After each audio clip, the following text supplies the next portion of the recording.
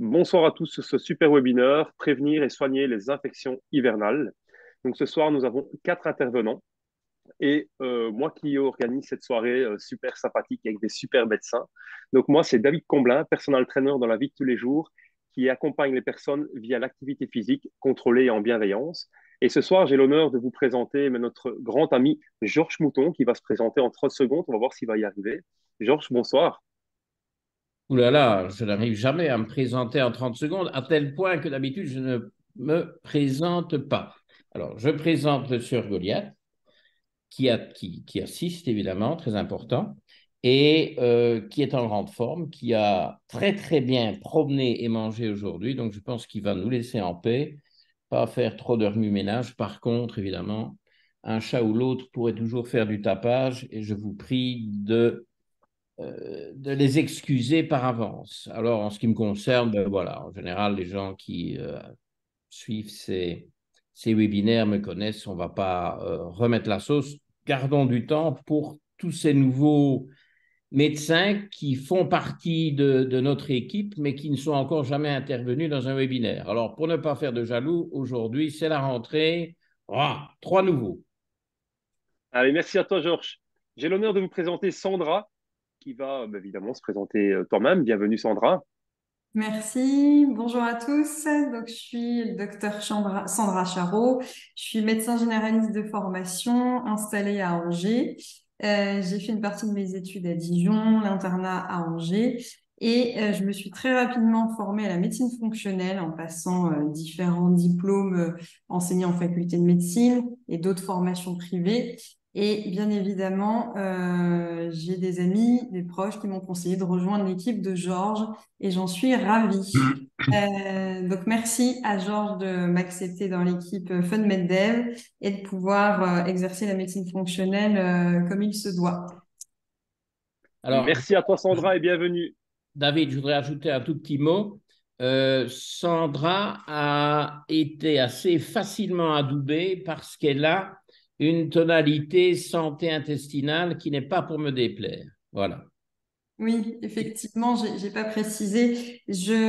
On a tous des spécificités dans médecine fonctionnelle. Moi, j'ai un attrait particulier pour le microbiote intestinal et aussi pour le microbiote buccal, puisqu'on sait le lien entre les deux.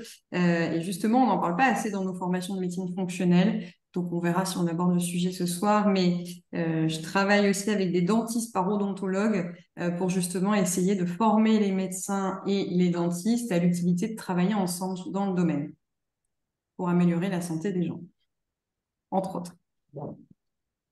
Merci, Sandra. J'ai l'honneur de vous présenter Michel. Bienvenue, Michel.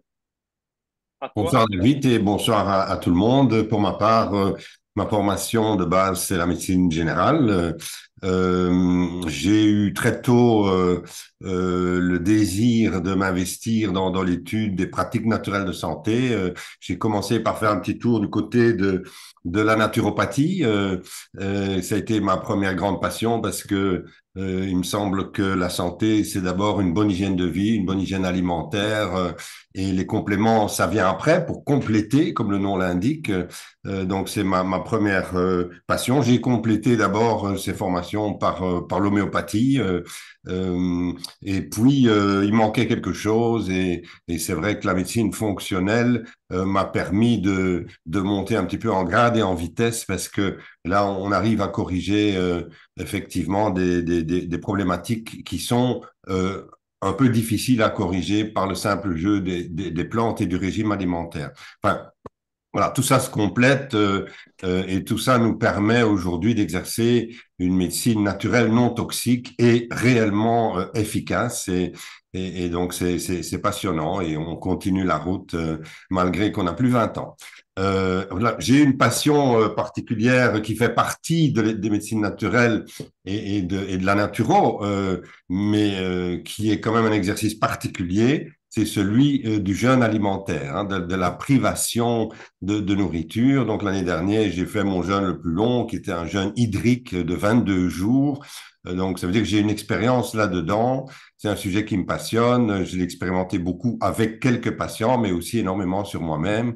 Et donc, voilà, c'est pas le sujet de ce soir, mais ça pourrait faire partie, effectivement, d'une façon d'assainir son organisme pour résister mieux aux menaces infectieuses qui nous guettent. Voilà. Voilà pour ce qui est Merci Michel ça. et bienvenue. En tout cas, ce qui est génial, c'est que tu as battu Georges aujourd'hui. Alors, j'ai l'honneur aussi de vous présenter Martha qui va avoir l'honneur de lancer le webinaire ce soir. Donc, Martha, ben, je te lance la présentation et en même temps, vas-y, démarre-nous ce super webinaire. Alors moi, c'est Martha Manchinska. Je suis gériatre de formation. J'ai travaillé 11 ans à l'hôpital de Versailles en gériatrie aiguë et je me suis formée en parallèle à la médecine fonctionnelle avec des DU et en regardant évidemment les vidéos du docteur Mouton. Et j'ai rejoint l'équipe FunMed. Ça va faire deux ans maintenant. Voilà. Tout en gardant encore un pied à l'hôpital. Je fais encore de la gériatrie. Voilà. On Martha, m'entend bien?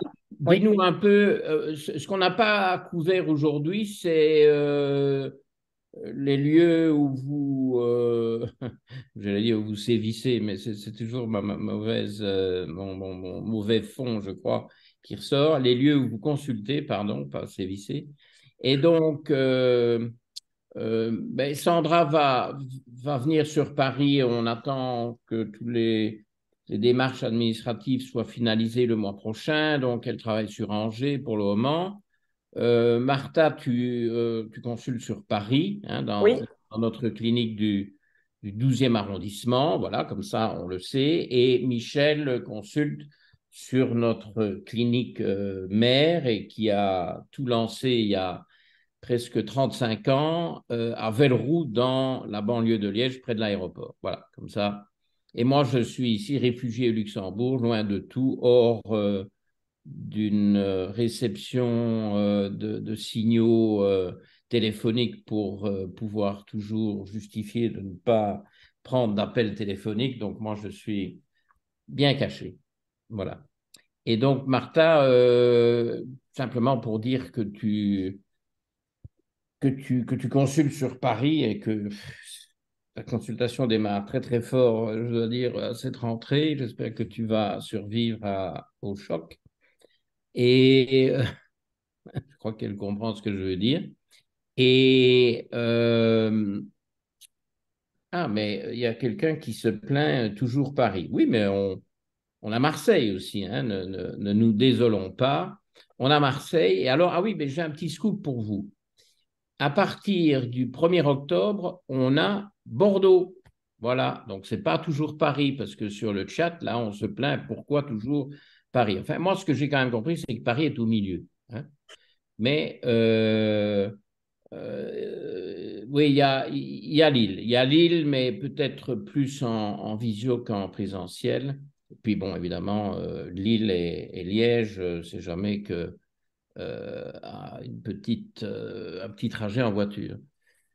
Donc ça, il y a un ou deux scoops là derrière, mais suffisamment, je crois, de blabla. Martha, j'avais prévu et nous nous étions mis d'accord pour que ce soit toi en Auvergne. Mais en Auvergne, il y a la nature, il y a les volcans. Qui va consulter à Bordeaux, mais ça, c'est la surprise. Il faut quand même garder des surprises.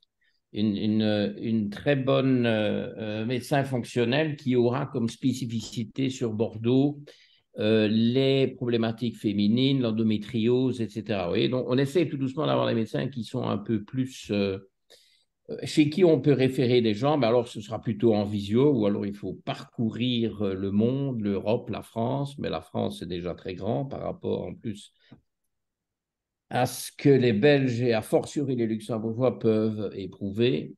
Et donc, on a un peu de spécialisation et c'est pour ça que les consultations en visio peuvent aider beaucoup, même si on préfère toujours des consultations en personne. Mais voilà, les distances, les frais, les complications, les exigences d'agenda de tout le monde font que les consultations en visio aide pas mal, mais bien entendu, le plus possible quand même en personne si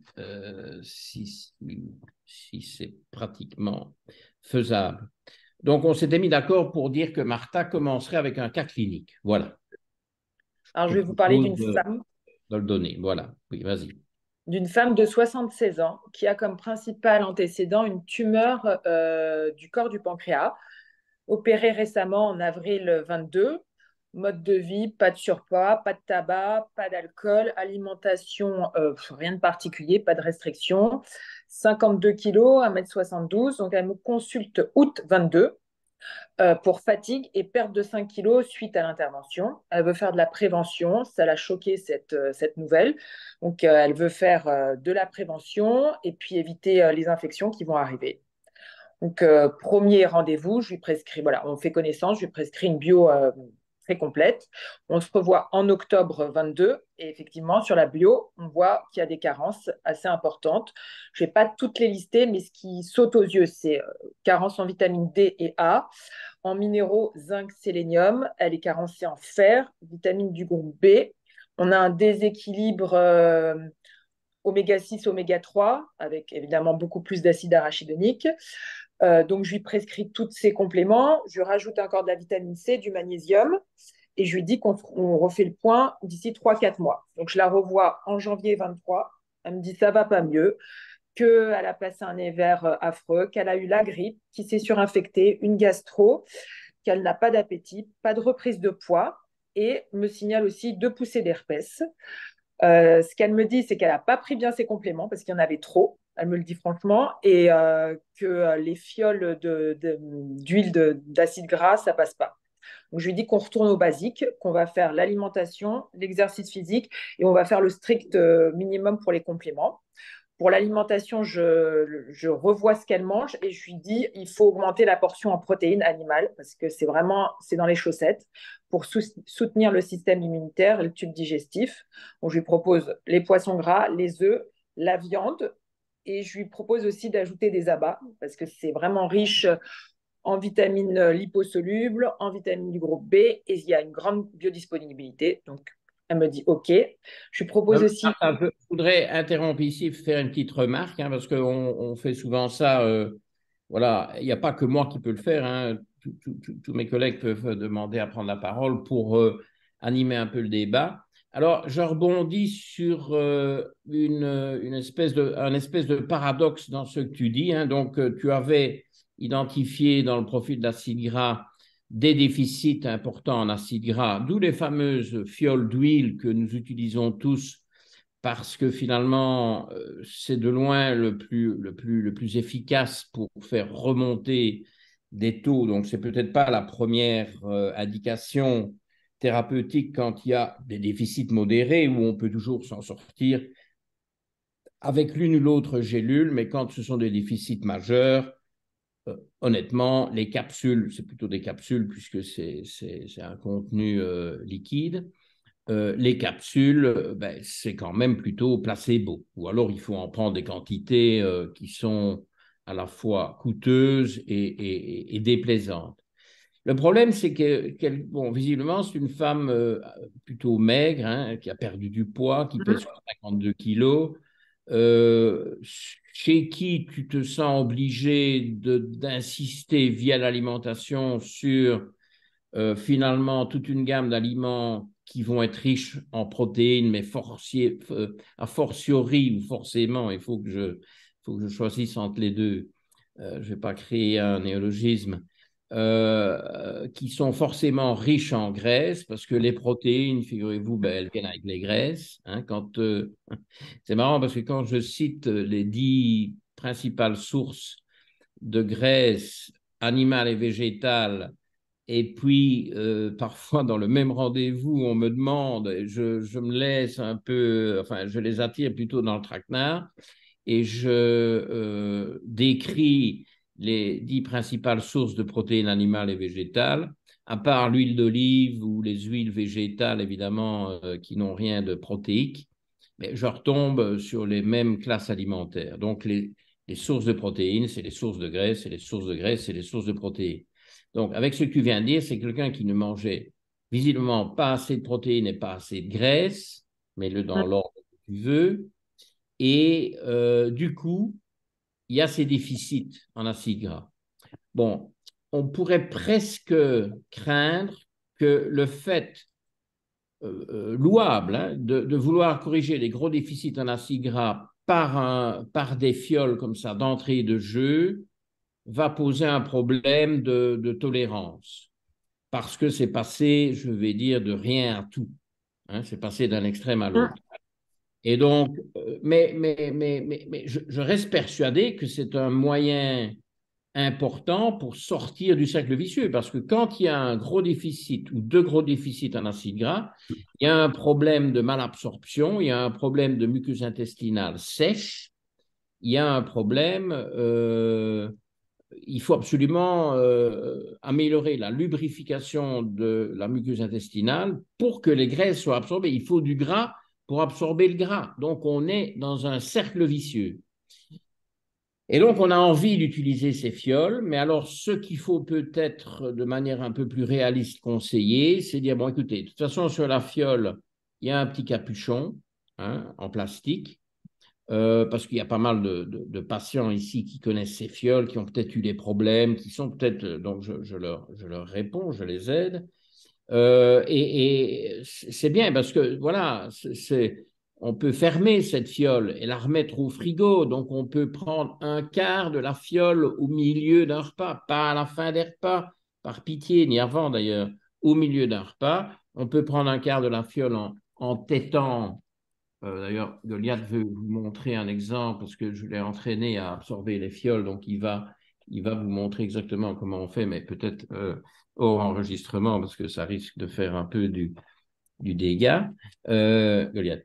Et voilà, ça va passer, mais la fiole d'un coup. Alors, ça, c'est une partie du problème. Il y a une autre partie du problème, c'est ce que j'appelle, et qu'on appelle, il n'y a pas que moi c'est pas moi qui ai créé le mot, la pusillanimité. Okay, les gens, ah, ça n'a pas bon goût. Bon, ok, mais ça m'énerve. Okay, on est dans de la médecine.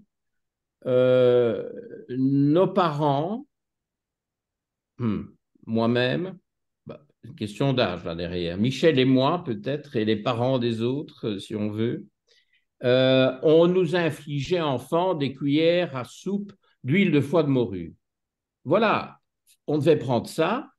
C'était peut-être les grands-mères qui faisaient ça déjà à l'époque. Enfin bon, il y a un peu de romantisme et de nostalgie autour de tout ça.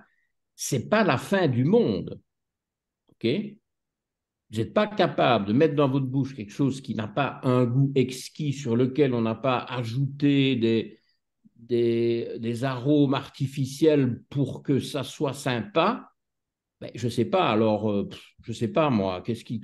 Hein, démerdez-vous. Hein, je veux dire, si c'est vraiment être pusillanime à ce point, allez passer vos prochaines vacances au Donbass pour être un peu plus calme, hein, un peu moins exigeant.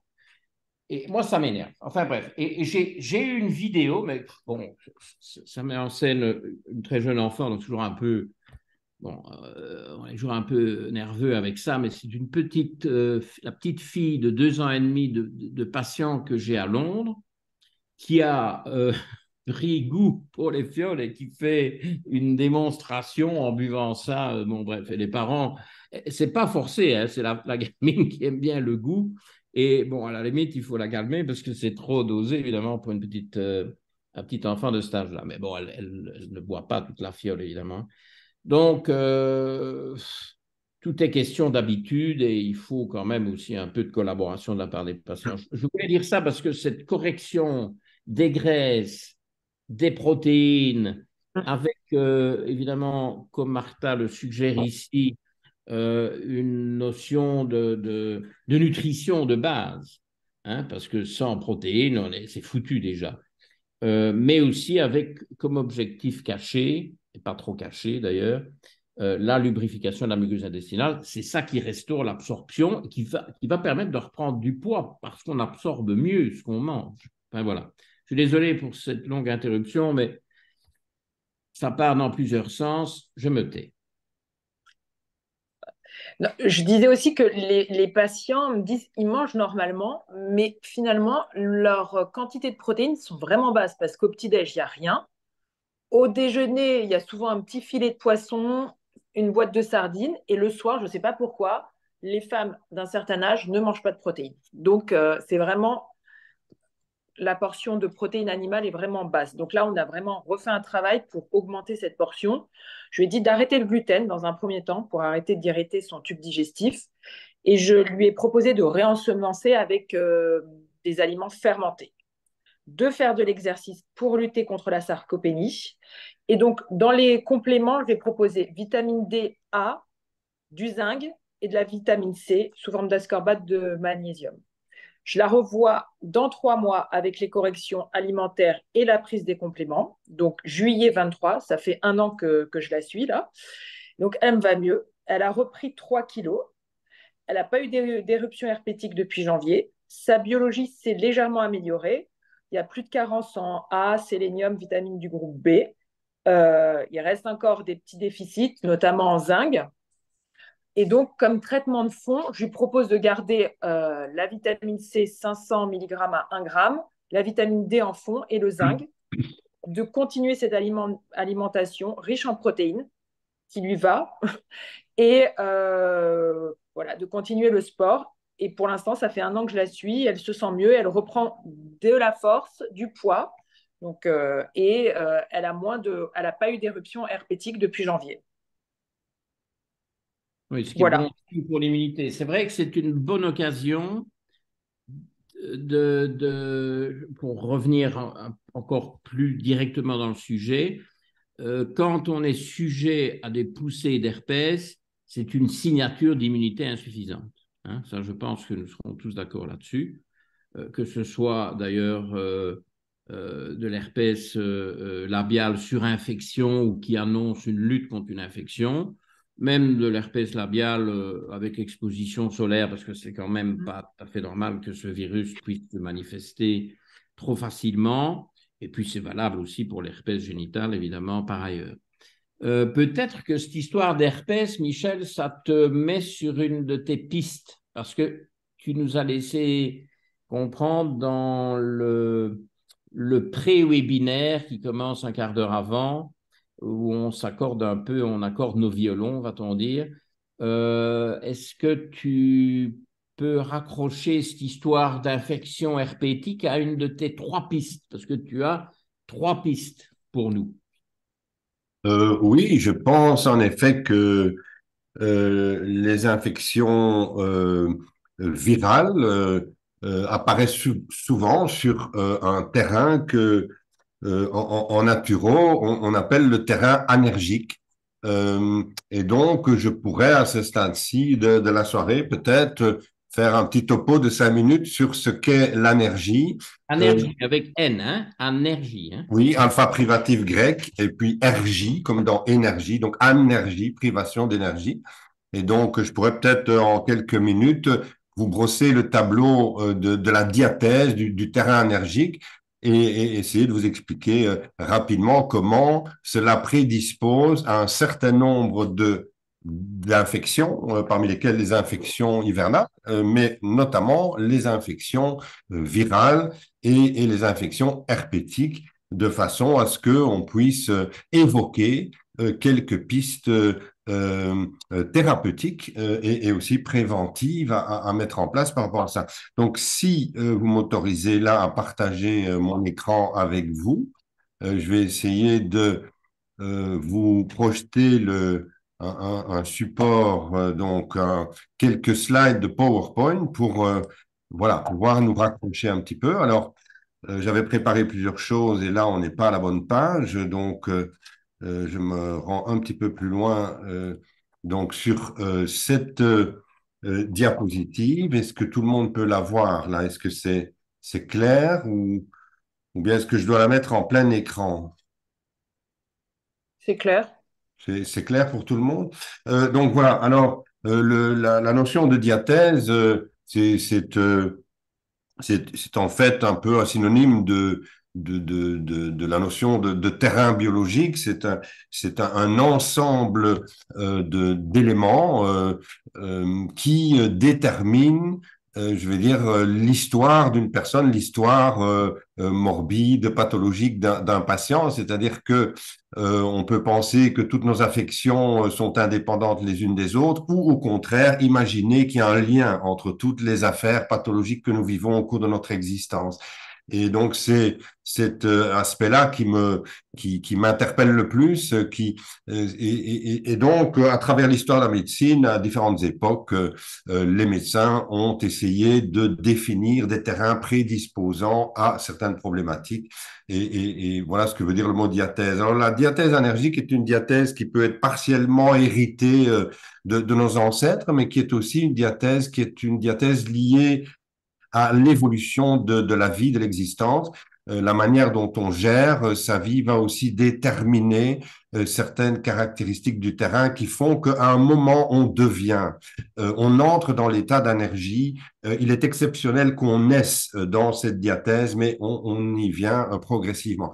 Je voudrais, en trois petites diapos, vous essayer de vous expliquer les choses. Donc, la première concerne le comportement. Donc, ce qu'on peut observer chez les sujets qui sont en état d'énergie. Parce que ce qui est fabuleux, en fait, dans cette approche, c'est que même sans biologie, on peut repérer les faiblesses des gens à travers la manière dont ils se comportent, à travers la manière dont ils font leurs problèmes de santé.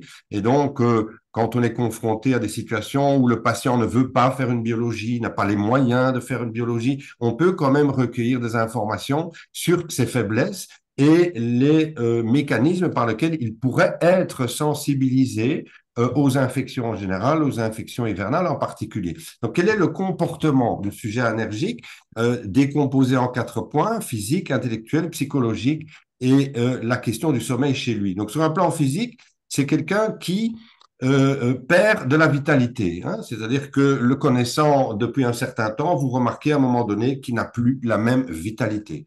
Il a pu la perdre rapidement ou lentement. Bon, ça, c'est une question que j'ai pas le temps ici de développer, mais on reconnaît clairement le fait que cette personne n'a plus la même énergie. Quelque chose a changé en lui, si vous voulez. Il se plaint, vous observez chez lui une faiblesse générale de tout son organisme. Elle est soit permanente, du matin au soir, du lundi au dimanche et de janvier à décembre. Elle peut aussi être parfois seulement intermittente, c'est-à-dire que la faiblesse apparaît à certains moments et disparaît à d'autres. Hein. Très souvent, les moments de faiblesse sont associés à un besoin de nourriture, à un besoin de glucides, un besoin de sucre. Il y a des fringales. Et la faiblesse est parfois ressentie typiquement à certaines heures de la journée, fin de matinée, fin d'après-midi, c'est-à-dire au moment où on imagine que le patient a une glycémie basse et peut-être éventuellement carrément hypoglycémique. Intellectuellement, c'est un sujet qui n'est plus tout à fait clair dans sa tête. Il vit des moments de confusion, voire d'obnubilation. On n'est plus en présence d'un sujet tout jeune et en parfait équilibre. On est déjà, évidemment, dans une période de la vie plus avancée. C'est un terrain sur lequel il y a souvent déjà des lésions. On n'est plus dans le fonctionnel pur. En général, il y a des lésions, notamment vasculaires et autres, qui se cachent derrière cette symptomatologie. Psychologiquement, c'est quelqu'un qui est peu ou prou dans la dépression. Vous reconnaissez chez lui des choses comme le dégoût de l'existence, le désir de la mort, l'idée du suicide, même s'il ne passera pas à l'acte. Il éprouve une sensation d'absurdité de l'existence. Il a envie de tout arrêter. Il n'a plus envie d'entreprendre quoi que ce soit.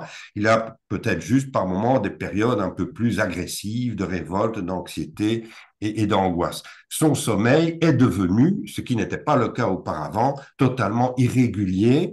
Et on peut parler, dans certains cas, d'insomnie. Il est réveillé une fois ou plusieurs fois toutes les nuits par des cauchemars. Ça, c'est le tableau clinique. Bon, on peut s'en écarter. Hein. On n'a pas besoin d'avoir tous les signes, d'avoir 100% des signes décrits pour être dans un tableau d'énergie. Mais plus les signes sont nombreux à être reconnus, plus il est probable que cette personne est en état d'énergie. Quels sont les troubles de la lignée des infections? Parce qu'il y a d'autres troubles qui guettent ces personnes-là. Mais quels sont les troubles du registre de l'infection qu'on va éventuellement retrouver chez eux et auxquels ils sont exposés? Hein, je ne prétends pas que la liste soit exhaustive, mais enfin, pour vous donner une idée, il y a toutes les infections plutôt aiguës ou subaiguës et à répétition, principalement des infections relativement sérieuses dues à des staphylocoques, des streptocoques, des pneumocoques, des choses comme ça, hein, notamment les staphylococcies à répétition. Il y a quelque chose qui peut-être nous intéresse un peu plus ce soir, c'est les otites et les angines à répétition de l'enfance. C'est pas tout à fait logique qu'un enfant développe des infections récurrentes d'une telle gravité, d'une telle profondeur. On connaît tous les rhinopharyngites à répétition qui sont d'une banalité presque désolante, même si c'est le signe d'un déséquilibre et qu'il faut s'occuper de ces enfants-là. Mais bon, ici, on a affaire à des infections plus graves, plus profondes et qui se répètent, si vous voulez. Donc ça, c'est assez typiquement allergique chez les enfants.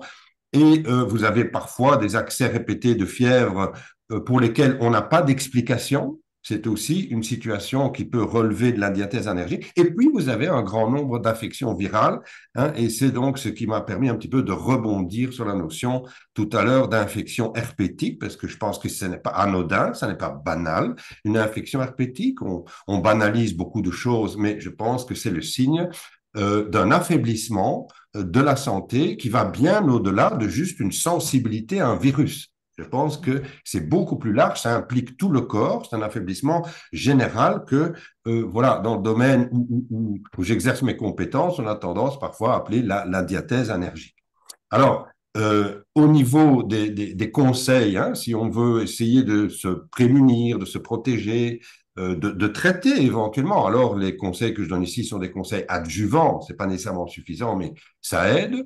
Sur un plan de la prévention, si on veut éviter, par exemple, les otites et les angines à répétition de l'enfance sur un terrain allergique, voilà quelques règles, quelques pistes de réflexion ou d'action que l'on peut mettre en place, hein, en 4 points. J'ai essayé de résumer, je termine dans la minute maintenant, parce qu'on m'a dit que je ne pouvais pas être trop long, et c'est normal, chacun doit pouvoir s'exprimer ce soir. Donc, au niveau de l'oligothérapie biocatalytique, pour ceux qui connaissent le sujet, cette méthode aujourd'hui n'est plus suffisante à elle seule, mais elle rend parfois encore des services.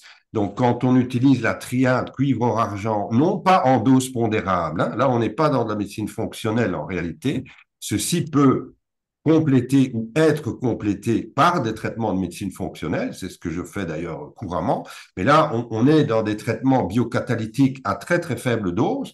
Nos ingrédients là sont utilisés à raison du microgramme, hein, donc c'est, pour certains diraient c'est de la poudre de perlimpinpin. En fait, c'est un traitement biocatalytique qui vise à relancer mieux l'activité de certains enzymes et à favoriser la traduction, la traduction des informations contenues dans notre patrimoine génétique. Donc, certains connaissent cette association, certains l'utilisent avant l'hiver pour éviter les affections hivernales. Je ne pense pas que vous vous protégiez contre toutes les infections hivernales avec ça, mais si vous répondez au terrain allergique, là, oui. Là, c'est intéressant d'utiliser le remède cuivre-or-argent en prévention des infections hivernales. Vous pouvez aussi l'utiliser lorsque l'infection est présente, notamment virale ou herpétique, mais là, je n'irai pas jusqu'à dire que cela suffit.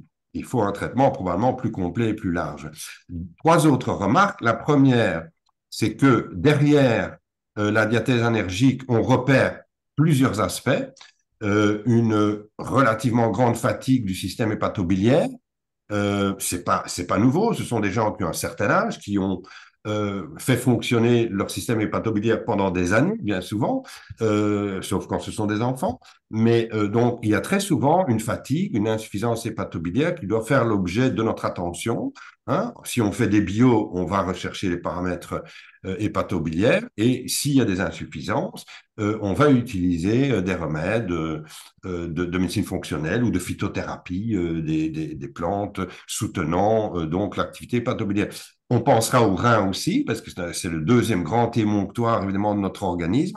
Et sur un organisme fatigué au point d'être allergique, il faut rechercher, en fait, les signes de fatigue aussi de la fonction rénale. Hein. On va faire un petit bilan biologique autour de la fonction rénale et des déchets et toxines évacués donc à travers le rein et à travers et en solution dans l'eau, si vous voulez.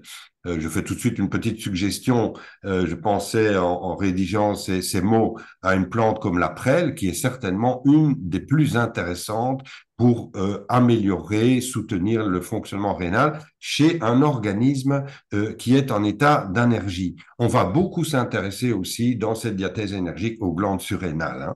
Je pense que d'autres vont parler des surrénales ce soir.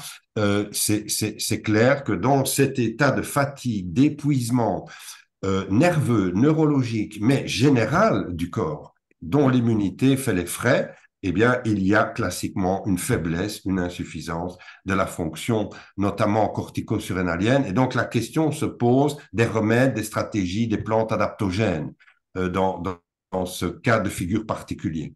Hein, voilà. J'ai mentionné l'éleutérocoque, non pas que ce soit la seule plante intéressante dans ce cas de figure, mais c'est peut-être symboliquement la plante qui a le mieux à la fois la propriété d'être un adaptogène et d'être un agent anti-infectieux ou un remède phytothérapeutique immunomodulant, immunostimulant. Donc, Eleutherococcus senticosus est un exemple de remède qu'on peut utiliser. Et enfin, dernière remarque, c'est que dans ces situations d'énergie, il faut, à mon sens, être extrêmement prudent avec les prescriptions d'éléments minéraux, avec les sels minéraux, ne suivre en tout cas que les résultats d'une biologie complète et ne prescrire comme minéraux que ce qui manque, et encore avec la plus extrême prudence, surtout en ce qui concerne le calcium, me semble-t-il, car dans cette diathèse, il y a une grosse insuffisance fonctionnelle du rein. Et donc, il faut être prudent de ne pas surcharger les patients d'éléments minéraux qu'ils seront incapables d'éliminer. Donc, prudence avec les prescriptions minérales. Et c'est aussi pour ça que j'ai fait apparaître sur la diapo cette plante qu'on appelle la prêle, parce que c'est une plante fabuleuse qui a cette propriété, en fait, de reminéraliser l'organisme, c'est-à-dire en réalité de favoriser la pénétration des minéraux dans les cellules qui en ont besoin, sans empêcher ou en favorisant même l'élimination des minéraux par la voie rénale s'il y en a un excès dans l'organisme vu dans sa totalité. Donc, prêle et l'eutérocoque, cuivre or argent, et évidemment, si on a fait une biologie très complète, on va s'inspirer des résultats de la biologie. Mais c'est pas ce sujet-là que je voulais développer. Je pense que d'autres parmi nous vont parler plus médecine fonctionnelle ce soir. Donc, c'était une petite touche complémentaire par rapport à notre exercice de médecine fonctionnelle de tous les jours. Voilà ce que je voulais dire sur l'énergie. David, est-ce que tu peux me renvoyer la balle? Vas-y, Georges, je te renvoie la balle. Par contre, Michel, est-ce que tu peux arrêter ton partage d'écran, s'il te plaît? Oui, alors, oui, arrêtez le partage. Voilà, nickel. À toi, Georges. Voilà, ben écoute, Michel m'a mis au moins 2 balles très très bien placées sur le fond du cours. J'ai un peu le temps de réagir, de les renvoyer de manière efficace. Enfin, je suis tout à fait incapable de jouer au tennis, mais enfin, voilà. On vient d'avoir l'US Open, donc je suis un peu dans ce mode-là. Pas que j'ai tellement apprécié le vainqueur, mais enfin bref. Donc, 2 choses. D'abord, tu ouvres la porte qu'il fallait absolument ouvrir et dans laquelle je m'engouffre. Bon, je pense que l'immense majorité de ceux qui vont suivre ce webinaire, que ce soit en direct, que ce soit sur ma chaîne YouTube, dont j'ai mis les coordonnées sur le chat hein, pour ceux qui ne sont pas au courant, comme ça ils peuvent voir ce qu'ils appellent le replay, mais ce n'est pas du tout un replay qui est juste l'enregistrement que je poste définitivement sur YouTube et que donc tout le monde peut voir au moment le plus propice parce que 100 minutes de webinaire, il faut encore avoir le temps de les regarder. Et notre façon de procéder dans l'immense majorité des cas, c'est de faire un bilan biologique. Plus ou moins extensif, ça dépend des budgets. Hein, et nous avons des médecins qui font des plus petits bilans pour des plus petits budgets parce que voilà, sinon on ne fait rien. Hein, donc on essaye de s'adapter à tous les cas. Mais il y aura quand même des bilans. Et dans un bilan, même limité, ben, on va doser des choses comme le sélénium, le zinc, l'iode, le fer. J'ai d'ailleurs une vidéo sur le fer cette semaine pour ceux qui sont en live. Ce sera déjà derrière nous pour ceux qui sont en YouTube. Et donc, voilà, quatre minéraux ou éléments traces selon le cas. Il faut doser ça. Il faut doser ça. Il faut aller doser l'iode dans l'urine, quitte à prendre un échantillon random, un échantillon comme ça, et de juste regarder la concentration pour avoir une idée, idéalement sur urine de 24 heures, parce que l'iode, il y en a tellement peu dans le sang qu'on ne sait pas le doser dans le sang. Mais zinc, sélénium et fer, pour prendre ces trois exemples-là, ben on les dose dans le sang. Et puis, évidemment, il y a des grands classiques comme les vitamines liposolubles, D et A, qui jouent des grands rôles dans l'immunité. Enfin, je ne vais pas faire ici une liste des nutriments qu'on peut doser donc, dans des bilans biologiques qui jouent un rôle fondamental dans l'immunité. Il y en a pas mal.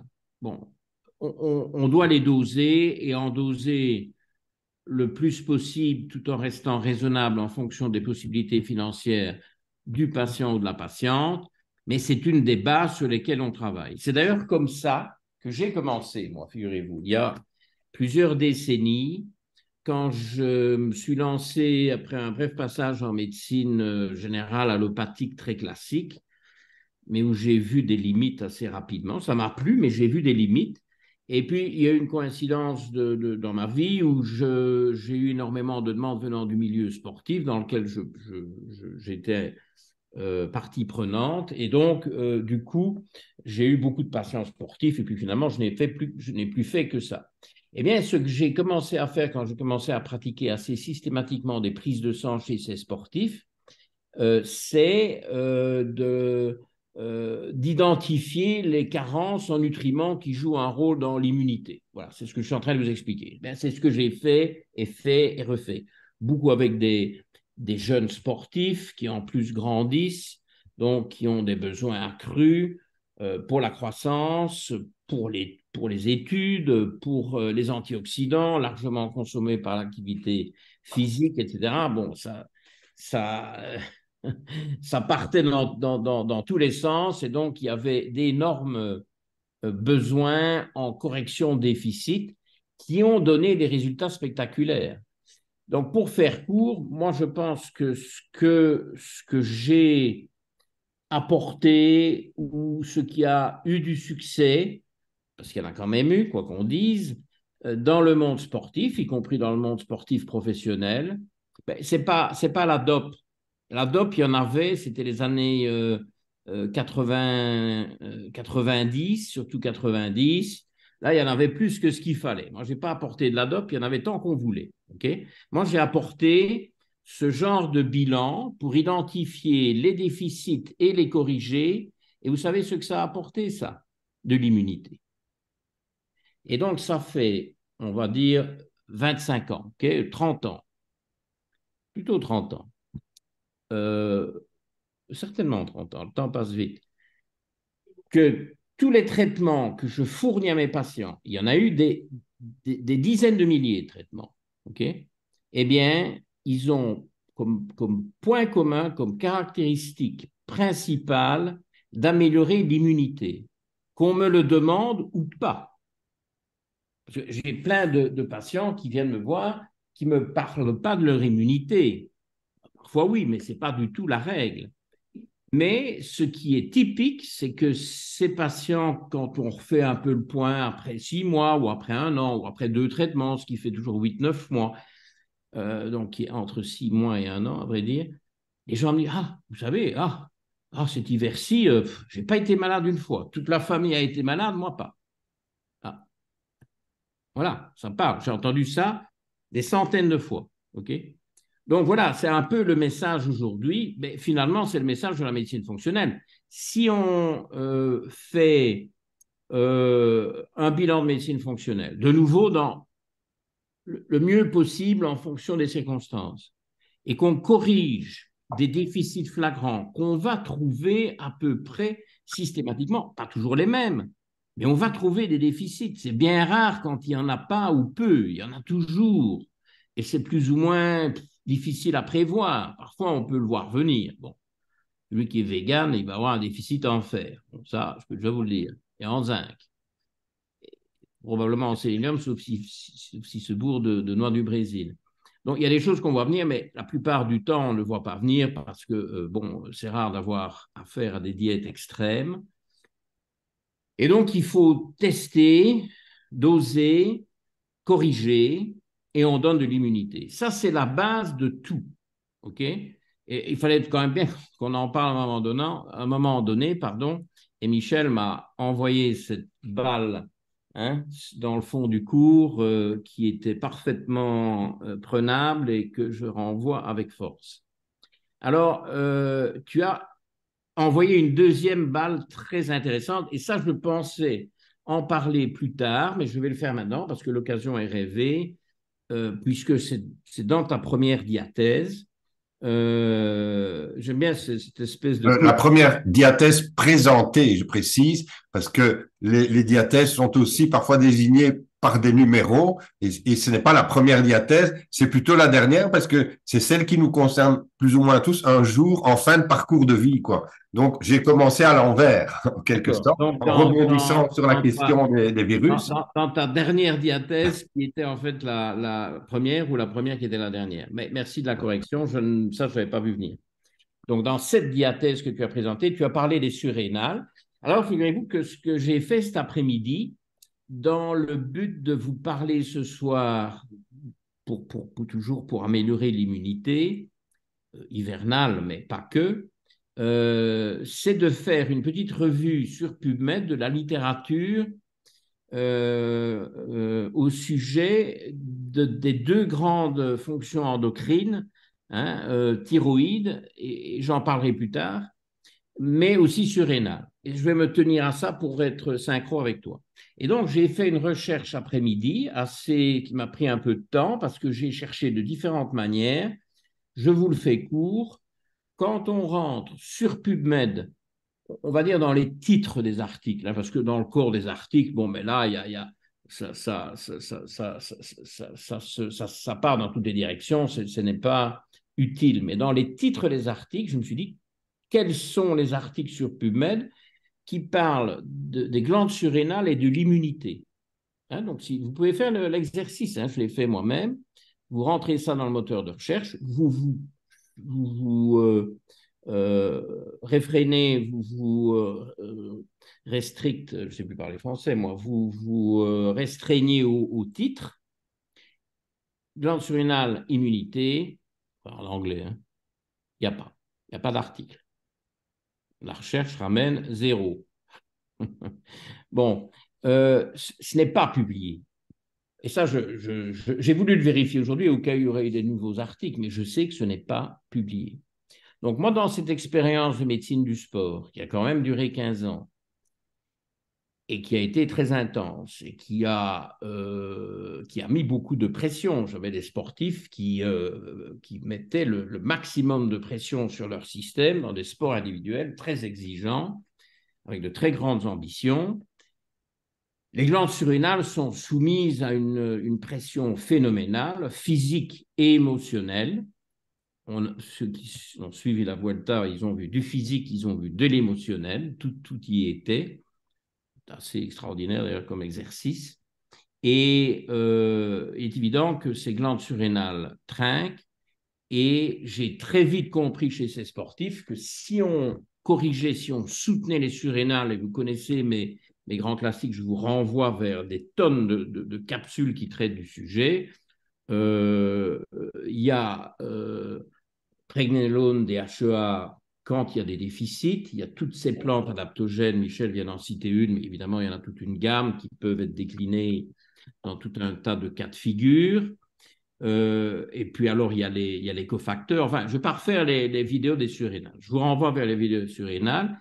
Mais si vous prétendez corriger une immunité faible alors que personne n'a été regardé vos surrénales et qu'on n'est pas au courant d'une insuffisance surrénalienne, qu'elle soit modérée ou plus conséquente, ben, votre immunité, bye bye. OK? Voilà. Ça, c'est un peu la leçon du jour. Donc, ça, c'est la moitié de ce que je voulais dire, parce qu'après, je parlerai de la thyroïde et je verrai comment ça s'articule, à mon avis, plutôt en rebondissant sur la présentation de Sandra, du docteur Charot. Alors, peut-être, David, est-ce que dans l'assemblée ce soir, il y a quelqu'un qui aurait quelque chose à partager, qui aurait peut-être soit des difficultés au niveau de son immunité, mais où on sait que les surrénales sont faibles, ou alors une correction surrénalienne qui fait que ça a été mieux. David, va un peu à la pêche là, c'est pure improvisation. Je ne sais pas si ce cas de figure existe, mais s'il existe, on voudrait en entendre parler. Alors, est-ce que quelqu'un a entendu la demande du docteur Georges Mouton? Est-ce que quelqu'un voudrait intervenir? Je vois que dans le chat, il y a pas mal de questions et que Chantal Coche, si je le dis bien, pose souvent des questions et d'autres aussi. Donc, si vous voulez intervenir, c'est maintenant. Mais Allez-y, Chantal Coche, profitez. c'est elle qui a découvert le bacille de la tuberculose. Donc, elle est bien au courant de tout ce qui est. Ah non, c'est pas elle. Enfin, c'est peut-être un de ses ancêtres. Mais Chantal, elle demande si l'ashwagandha peut soutenir les surrénales, bien entendu. Hein, bien entendu. On demande aussi, tiens, j'ai des questions. Ça la fait rire, l'histoire du bacille de Koch. Enfin, bon, bref. Désolé, mais quand je vois ce nom-là, c'est ça qui me vient à l'esprit. En plus, on est dans un webinaire immunité. Mais glutathion, bien entendu. Coenzyme Q10, oui, bref, tout antioxydant joue un rôle dans l'immunité, je le dose hein, très souvent. Euh, mais plus précisément, faiblesse. J'ai eu des témoignages sur mes commentaires YouTube, sous les vidéos surrénales de gens dont l'immunité allait mieux. Mais évidemment, il faut encore tomber. Tout le monde n'ose pas parler aussi. Quelqu'un lève la main? Il n'y a personne qui lève la main pour l'instant. Ils sont tous timides ce soir, Georges. Oui, ils sont assez Par réservés. contre, j'ai remarqué que tu n'as pas encore fait intervenir Sandra. Oui, mais c'est elle qui va suivre. C'est Voilà. elle qui suit après moi, mais je voulais essayer de. Mais est-ce que quelqu'un Nathalie?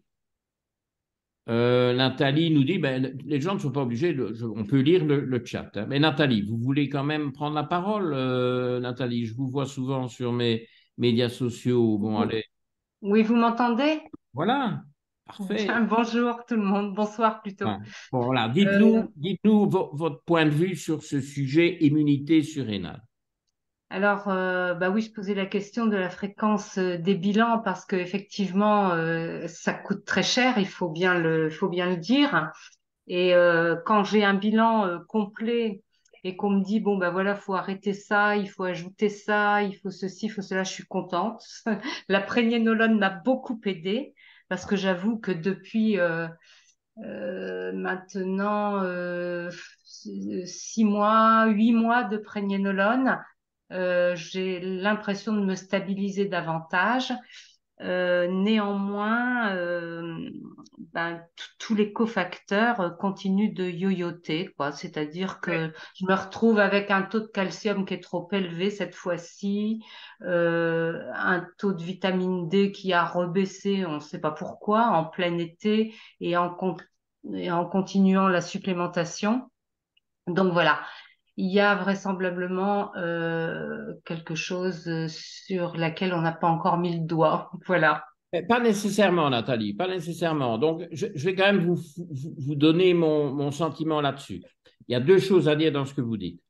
La correction des taux de prégnénolone pour vous stabiliser, pour améliorer les niveaux d'énergie, les niveaux d'immunité, la santé intestinale, ça joue aussi, enfin, ça joue un peu partout. Il y a la synergie avec la thyroïde aussi, s'il y a un problème de thyroïde.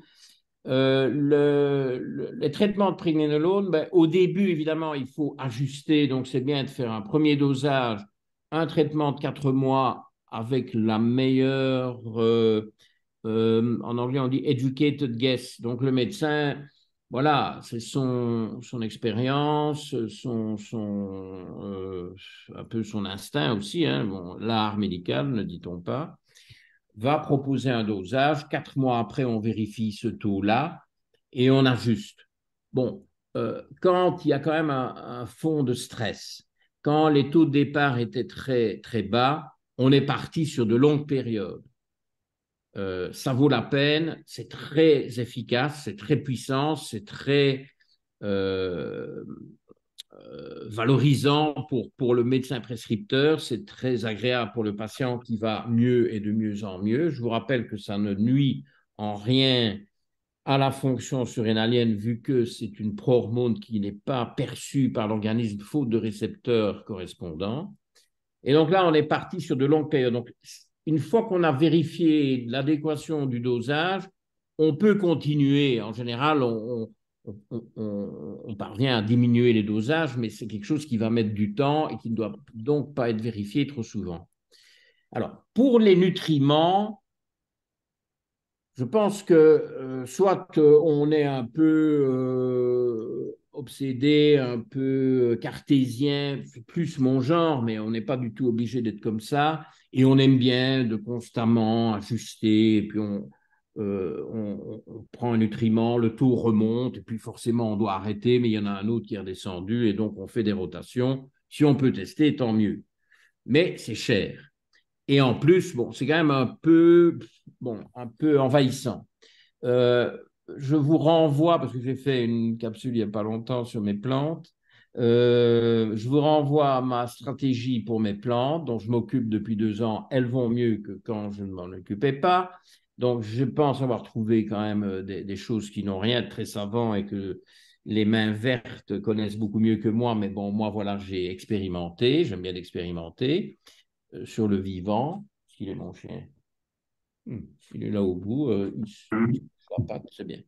Les plantes vont mieux à partir du moment où je les laisse sécher, je ne les arrose pas, il n'y a pas toujours de l'humidité dans le terreau. Bon, il ne faut pas non plus qu'elles meurent de soif, hein, il y a un juste milieu.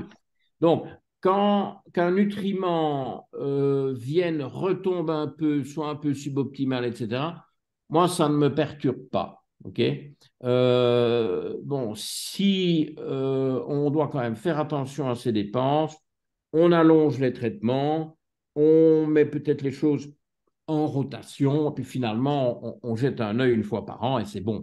Okay, c'est tout à fait normal que les nutriments fluctuent. Bon, alors les médecins qui ont moins d'expérience que moi, ça les énerve. Ils voudraient pouvoir présenter aux patients un truc absolument cartésien où tout est dans le milieu des références. Ça n'existe pas. Quelle que soit l'expérience du médecin, quelle que soit la bonne volonté du patient, ça fluctue, mais c'est tout ce qui est vivant, c'est la biologie qui fluctue. Okay, donc,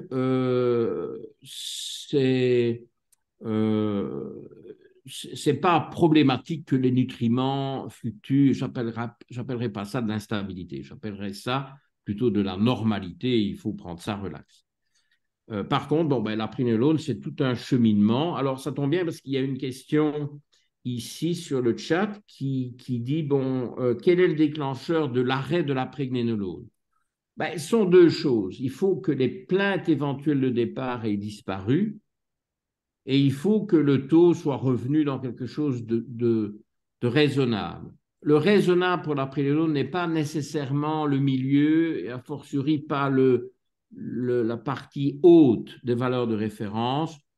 On peut être, on va dire, tant qu'on est dans le premier tiers des valeurs, je trouve que c'est déjà pas mal. Il faut voir d'où on part aussi. Okay, si on a doublé ou triplé la valeur de départ, mais c'est bon.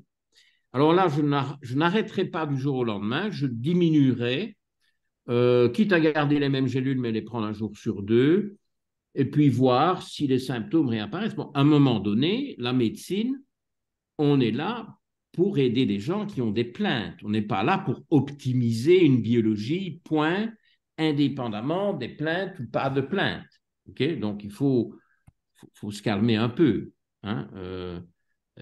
Disons qu'il faut un peu de bon sens. Voilà. Voilà, c'est ce que je voulais dire. Le temps passe. David, qu'est-ce que tu en penses? Sandra, non? Elle est toujours là? Elle est rentrée chez elle peut-être parce que Non, non, je suis là. Ah bon, Oh, elle a tenu le coup. Ben justement, je voulais rebondir sur ça, Georges, parce que je pense que c'est très intéressant et c'est ce que je répète souvent en consultation avec mes patients. On n'est pas là pour traiter une biologie. On traite les symptômes d'une personne. Déjà, ça remet au centre de la prise en charge l'individu dans son caractère humain et pas que physique, avec toute sa psychologie, son mode de vie. Et effectivement, à la base, Sandra, bon, ça commence mal évidemment, mais je ne résiste pas. Tous les jours, je refuse une demande de quelqu'un, bon, vous savez, j'ai beaucoup de connexions internationales, etc., qui m'envoie un bilan et qui me demande, qui me pose une question, qui me demande un conseil, qui me demande une prise en charge. Et même des gens parfois que je connais, et puis bon, qui reviennent après un petit temps, et voilà, ils ont fait un bilan, ils m'envoient le bilan, alors maintenant, qu'est-ce qu'on fait? Je refuse, on ne soigne pas des bilans. Bien d'accord. ben voilà. Mais ça, c'est vrai que c'est souvent le biais des formations des thérapeutes d'ailleurs. Euh, voilà, on se base pas sur une prise de sang, on se base sur les symptômes d'une personne. Donc après, bah, c'est toute la complexité de traiter des symptômes. Les valeurs biologiques vont nous aider dans le choix du traitement, dans le choix de la posologie, dans l'adaptation au long cours du traitement. Mais c'est une aide, c'est un outil comme l'imagerie. Mais on ne traite pas une radiologie, on ne traite pas un scanner. Donc ça, c'est important quand même à ce que le patient comprenne. Ce qui lui permet aussi de ne pas avoir peur quand il reçoit ses résultats et qu'il voit des choses, des paramètres en gras. Parce que c'est justement au médecin d'interpréter ces valeurs-là dans un contexte médical particulier. Donc bah je rebondis sur Georges, sur Martha, effectivement je fais exactement les mêmes dosages de base, hein, bien évidemment, et comme nous tous, dès que va y avoir des symptômes au niveau digestif, et ben là on va penser d'emblée à l'équilibre ou pas du microbiote intestinal, qui est un organe à part entière pour améliorer le système immunitaire. Puisque pour rappel anatomique, 80% des cellules du système immunitaire sont situées au niveau de l'intestin. Donc si déjà notre intestin dysfonctionne, on n'a pas un bon équilibre de notre microbiote intestinal, on ne peut pas avoir un bon équilibre immunitaire. Donc ça, c'est très, très important à comprendre. Et comme par hasard, les patients qui se plaignent d'infections récurrentes, que ce soit de la sphère ORL, au niveau génital, urinaire, digestif, ont toujours des symptômes digestifs chroniques. Même si ce sont des symptômes qui paraissent pas très graves, très importants, ce n'est pas normal d'avoir des ballonnements, des gaz, un transit qui fluctue de manière très fréquente. Donc c'est là où c'est notre rôle de faire comprendre aux patients toute la physiopathologie, les liens qui vont expliquer pourquoi ils ont une fragilité immunitaire, pourquoi ils vont enchaîner les infections. J'ai un cas clinique très intéressant d'une patiente de 68 ans que je vois en consultation depuis déjà une petite année, qui vient pour des cystites à répétition tous les mois, depuis 10 ans. Elle prend des antibiotiques tous les mois, depuis 10 ans. Donc c'est quand même aberrant. Donc elle alterne hein, avec des antibiotiques en prise unique ou des prises d'antibiotiques sur une plus longue durée. Et elle me dit, bah là, j'en peux plus, c'est plus possible. Donc, je lui explique déjà le lien avec son intestin. Comme par hasard, elle avait des symptômes digestifs très, très présents, une constipation importante qu'elle avait du mal à réguler. On a fait tout un bilan qui a mis en évidence, bien sûr, des carences micronutritionnelles qu'on a supplémentées. Et puis, avec un bilan de biologie fonctionnelle plus complet, j'ai analysé le microbiote intestinal et on a vu des déséquilibres, des dysbioses, notamment putréfaction, c'est-à-dire c'est certaines souches de mauvaises bactéries qui génèrent de l'inflammation, qui vont concourir à des surinfections, notamment urinaires. On sait qu'il y a des souches bactériennes spécifiques qui vont favoriser des infections atropisme urinaire, atropisme ORL, etc. Et puis une candidose assez modérée toutefois, et puis un manque surtout de bonnes bactéries. Donc, ça laissait le champ libre aux mauvaises de s'installer. Donc, on a traité tout ça et au bout, et c'était quand même assez extraordinaire, au bout d'un mois de traitement au niveau intestinal, elle n'a plus fait de cystite, ni d'irritation vésicale, parce que c'est ça dont elle se plaignait. En dehors des épisodes de cystite, elle gardait une irritation vésicale persistante avec de l'inflammation. Donc déjà, au bout du premier mois de traitement, ça a été efficace. Et puis, au fil des mois, on a continué à traiter par salve, comme dit Georges. On ne fait pas un traitement de l'intestin au long cours. Il faut faire des traitements séquentiels, donc adaptés aux problématiques causales. Et bien sûr, on a régulé l'hygiène de vie puisque sa constipation n'était pas là par hasard. Au niveau alimentaire, au niveau de l'activité physique, au niveau de l'hydratation, bien évidemment. Elle avait aussi des carences hormonales, que ça soit en oestrogène, que ça soit en hormones thyroïdiennes et en hormones surrénaliennes.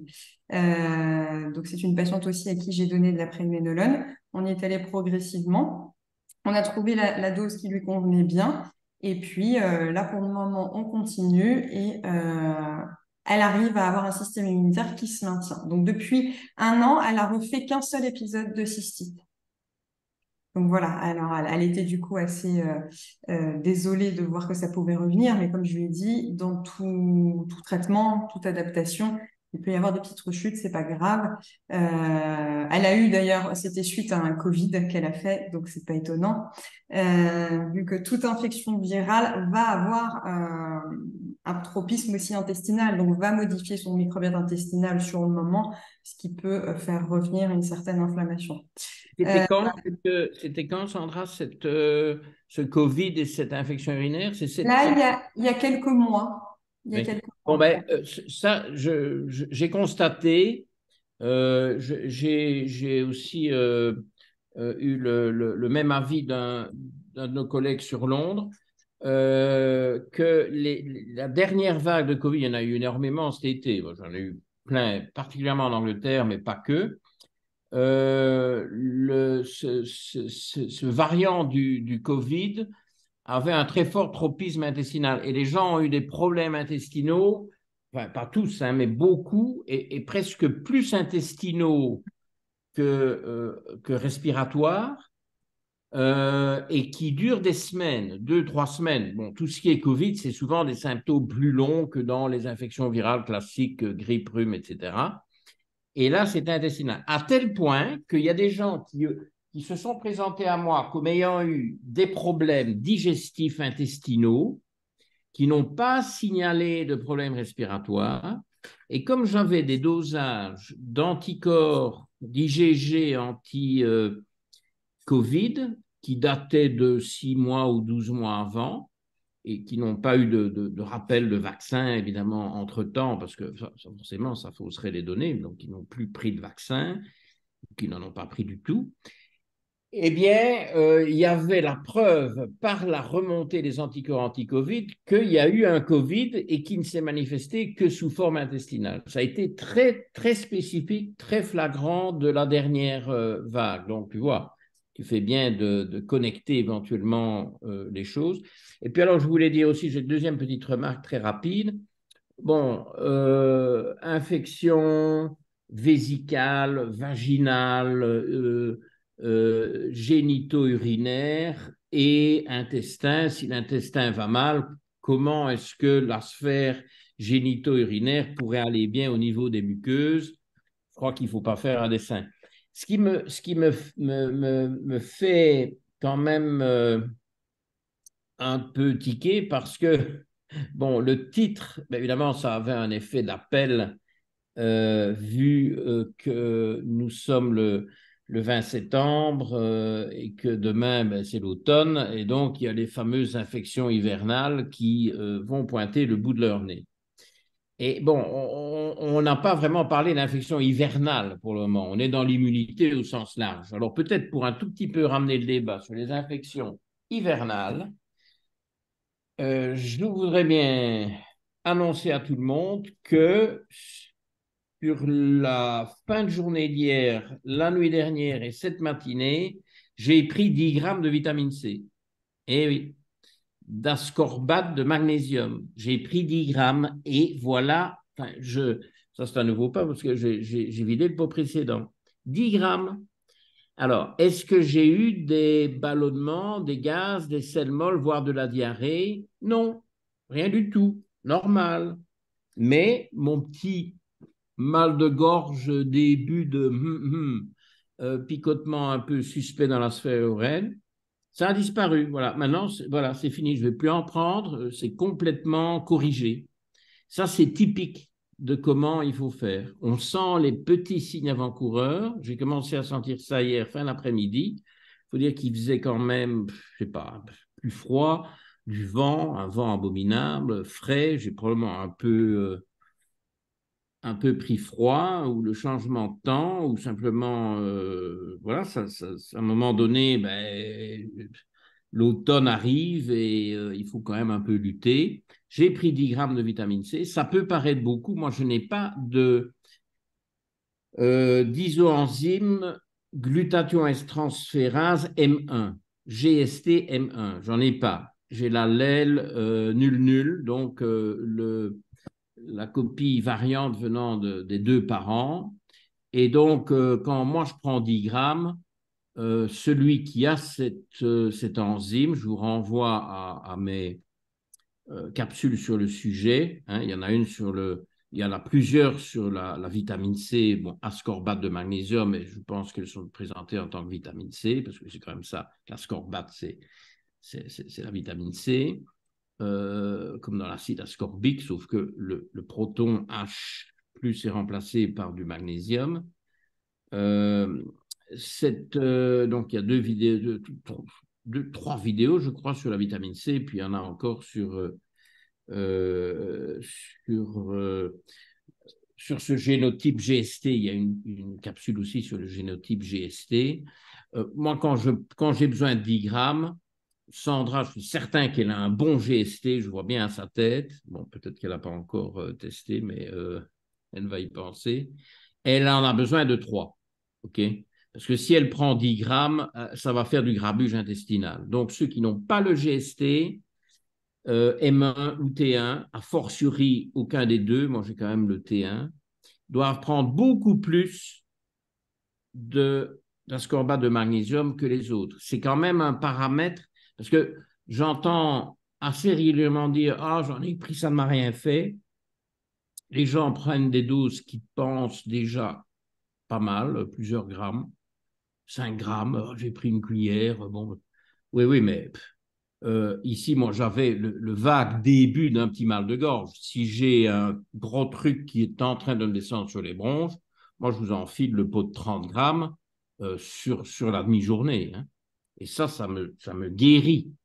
Mais si vous enfilez un pot de 30 grammes, je vais arrêter de m'embêter, Sandra. Je parie que David a un super GST parce qu'en tant qu'ex-grand sportif, tout devait être parfait. Enfin, quand je dis ex, hein, c'est toujours le cas, mais bon, Kilimandjaro et compagnie. Parce que si vous voulez aller au sommet du Kilimandjaro, c'est votre homme. Hein. Il vous emmène là, même si vous êtes à l'état de débris humain. Je ne sais pas comment il fait d'ailleurs, mais le fait est que si David prend 30 grammes de vitamine C, ben, il ne serait pas là. Il serait aux toilettes. Ou alors, on ne voit pas ce qu'il y a en dessous, mais il y aurait, vous voyez, ce qu'il faut en dessous. Donc, c'est un peu ce que je voulais dire aujourd'hui. Bon, on ne va pas refaire les vidéos sur l'ascorbate de magnésium parce qu'il y a quand même beaucoup de choses à dire sur les détails de prise, etc. Je vous renvoie aux capsules. On ne sait pas caser tout ça dans un webinaire. Mais pour les infections hivernales, c'est l'arme fatale. C'est l'arme absolue, mais précoce. Donc, j'ai ça ici sur mon bureau. Il y en a il y a un pot équivalent dans ma voiture. Et il y en a un dans ma table de nuit parce que si je m'éveille à 3 heures du matin avec la gorge qui gratte, je vais prendre un peu, je ne chipote pas, je ouvre le pot, je mets un peu dans la bouche, je bois une gorgée d'eau et c'est fait. Alors, de nouveau, ah oui, mais le mouton, mais le goût de la Ah non, je ne sais. Bon, écoutez, si vous ne savez pas tolérer l'ascorbate de magnésium à cause du goût, eh bien, chopez-vous la crève pendant 15 jours, demandez un certificat d'1 mois à votre médecin traitant pour ne pas aller travailler, prenez une boîte, puis 2, puis 3 d'antibiotiques, et rien de tout ça n'aura mauvais goût. OK? Pour vous. Pour les autres, par contre. Donc, c'est très important de le prendre précocement et un jour de faire doser votre génotype GST, pas seulement parce que c'est cette enzyme qui détoxifie les métaux lourds et la plupart des médicaments, c'est donc bien de savoir si on doit manger bio ou pas, parce que ceux qui n'ont pas le GST, il ferait quand même mieux de ne pas se mettre trop de produits chimiques dans le coco et de ne pas prendre trop de médicaments ou de faire attention au dosage, prendre des dosages plus faibles parce que la détoxification est très perturbée et très affaiblie. Donc, c'est un bon génotype à connaître et il aura un impact énorme sur les doses de vitamine C dont vous avez besoin. Un jour, il faut faire ça parce que le génotype, une fois qu'on le connaît, c'est à vie. Okay? Et ça, votre compagnon ascorbate de magnésium, pour ne pas être malade en hiver, c'est l'arme atomique. Okay? Si on devait résumer le webinaire en 3 mots, moi je propose de dire ascorbate de magnésium. Michel va vous dire diathèse 1, diathèse 2, diathèse 3, et il a commencé par la 3. Est-ce qu'il y a une de tes autres diathèses qui se connecte à la vitamine C d'une manière ou d'une autre? La vitamine C est souveraine en réalité dans toutes les diathèses, mais pour des raisons qui ne sont pas les mêmes. Hein. On n'aura pas le temps de décrire toutes les diathèses, évidemment, ce soir, mais dans la diathèse nommée 1, on est confronté à un terrain arthritique allergique. Donc, dans ce terrain, il y a un côté histaminique. La vitamine C a aussi des vertus anti-allergiques. Hein. Dans la diathèse nommée 2, celle-là, peut-être je la décrirai si on a le temps, parce que c'est peut-être celle qui se rapproche le plus de l'intervention de Sandra. Dans la diathèse 2, effectivement, il y a une part importante de la dysbiose intestinale qui joue un rôle. Et là, effectivement, on utilise la vitamine C. Fais-nous la 2, mais oui. Oui, ok. Je fais ça. Je précise juste que dans la diathèse 2, la vitamine C est utilisée pour ses vertus antiseptiques. Dans la diathèse 3, où l'oxydation, le stress oxydatif domine, on l'utilise comme antioxydant. Et finalement, dans la diathèse 4, où il y a un effondrement du fonctionnement surrénalien, on utilise les vertus adaptogènes de la vitamine C, puisque cette vitamine a aussi quelque part un peu cette vertu-là. Donc, c'est vraiment une vitamine très polyvalente, utilisée dans toutes les diathèses. Alors, puisque tu me tends la perche, eh bien, je l'attrape, évidemment, et je vous propose donc de voir un petit peu ensemble le terrain, la diathèse hyposténique.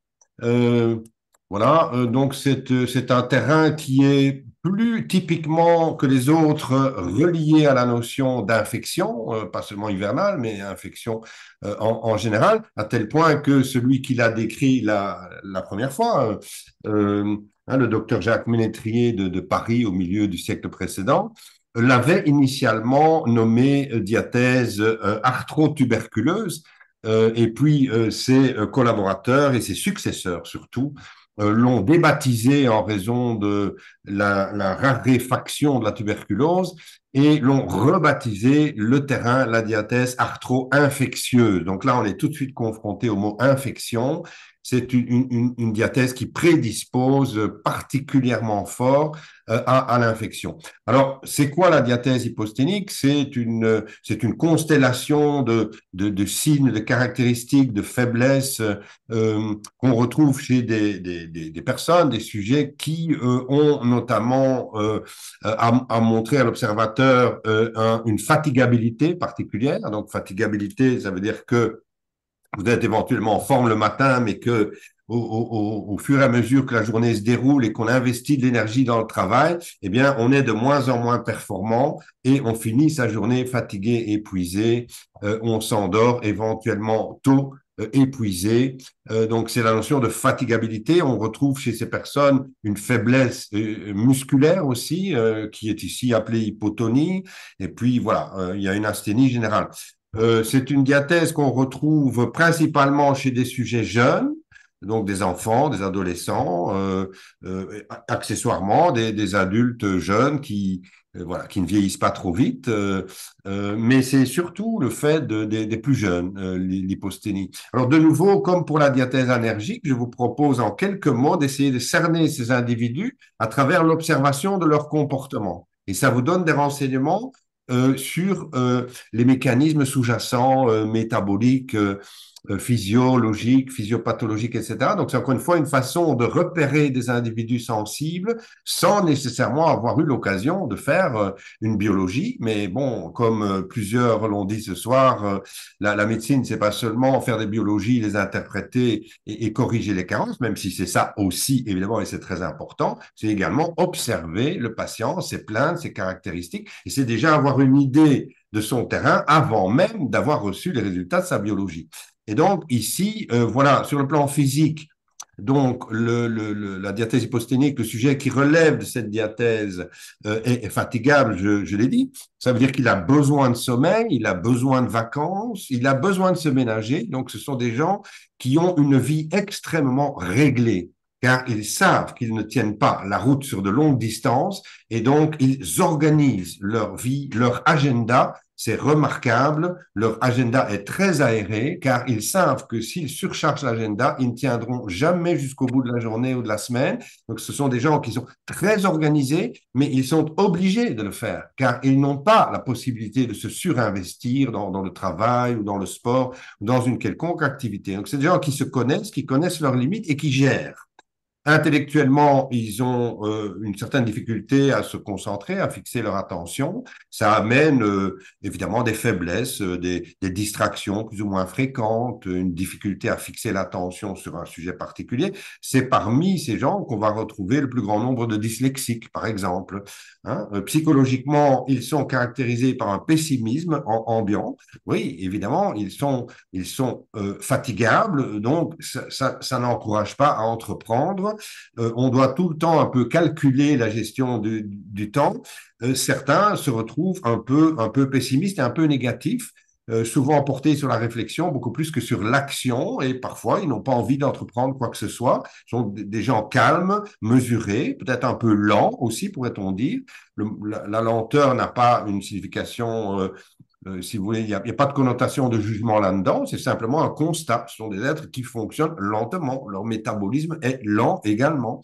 Le sommeil chez eux n'est pas un problème, c'est une nécessité. Hein. Ils vont se coucher tôt, ils s'endorment vite, ils récupèrent bien. Le matin, ils sont en forme. Ils se lèvent tôt, ils sont en forme tout de suite. Mais leur journée est programmée de telle sorte qu'elle ne soit pas surchargée, car ils ne tiendront pas, sinon, le coup jusqu'à la fin de celle-ci.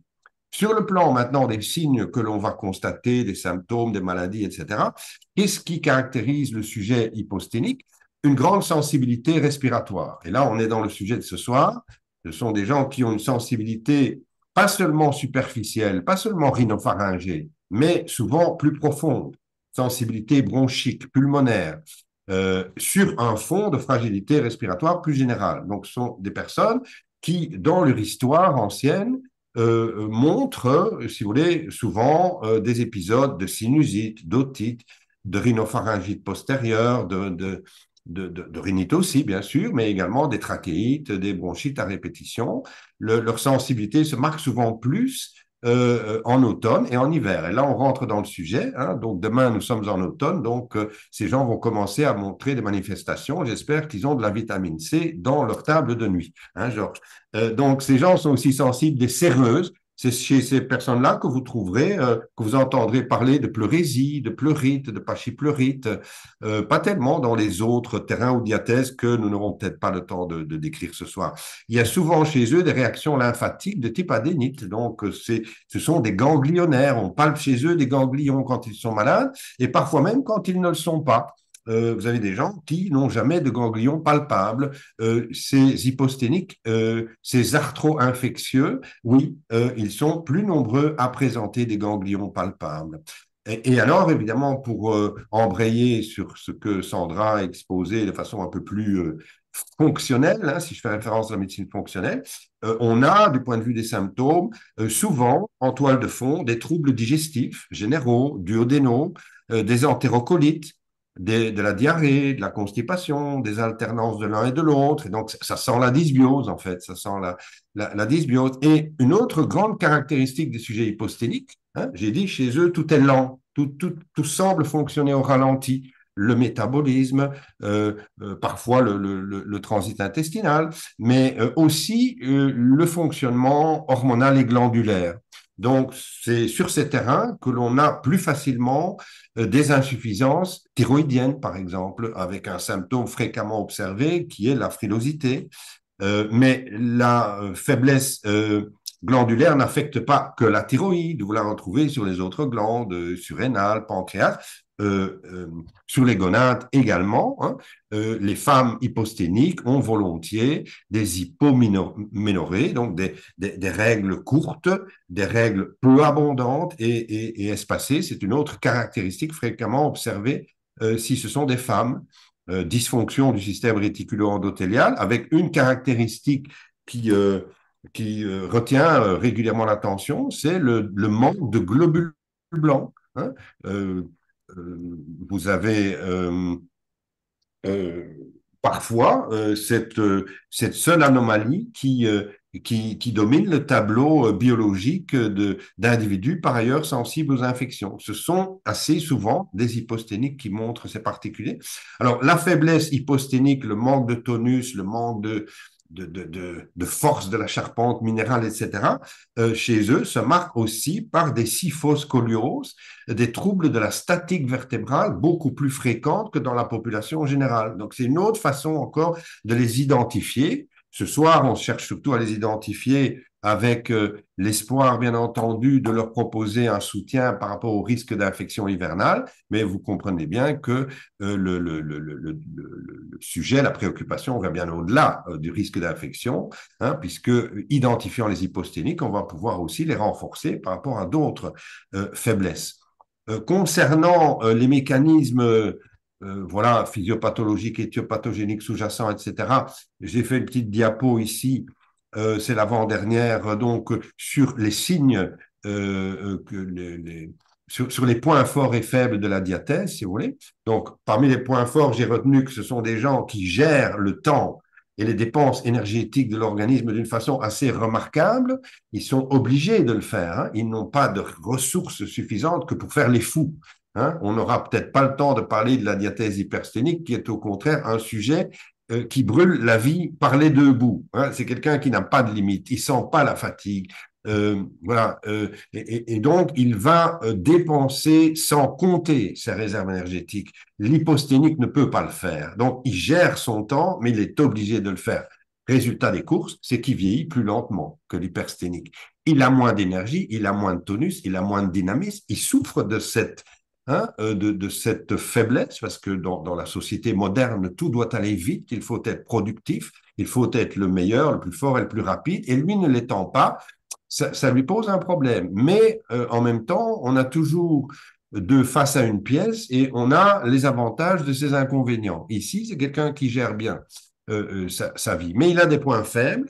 Hein, il est relativement faible sur le plan de tout ce qui pourrait le dynamiser. Son système nerveux, neurovégétatif dans sa branche orthosympathique est faible.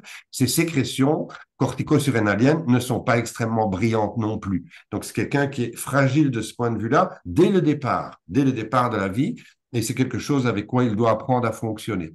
On peut remarquer que évidemment, ce n'est pas une règle générale, vous ne le retrouvez pas dans 100% des cas, mais ces gens sont plus souvent attirés par la consommation d'aliments glucidiques et sucrés. Et donc, il y a une connotation de faiblesse pancréatique et de troubles métaboliques glucidiques dans ce terrain aussi, qui doit retenir notre attention, qui doit parfois justifier quelques investigations biologiques pour voir si il n'y a pas lieu d'intervenir sur la quantité de glucides, de sucre dans l'alimentation. Et en rapport avec le terrain génétiquement déterminé et le comportement alimentaire que j'évoque, on va retrouver chez ces sujets des faiblesses digestives, pancréatiques, à la fois exocrines et endocrines. Donc, des troubles de la digestion, des troubles subséquents de la flore intestinale et éventuellement des troubles aussi insuliniques par ailleurs. Hein. Ce sont des champs qui sont plus souvent concernés que les autres par la dysbiose intestinale et on retrouve très fréquemment chez eux des signes de fermentation, puisque évidemment il y a une consommation souvent assez abondante de glucides et même si ça n'est pas la seule cause de la fermentation digestive, c'est quand même un élément favorable ou favorisant. On trouve aussi chez eux une fréquence de candidose peut-être un peu plus importante que dans la population générale. Donc, ça vous donne un peu des idées sur les pistes qui doivent alimenter nos recherches et nos suggestions hygiéno-diététiques et thérapeutiques par la suite.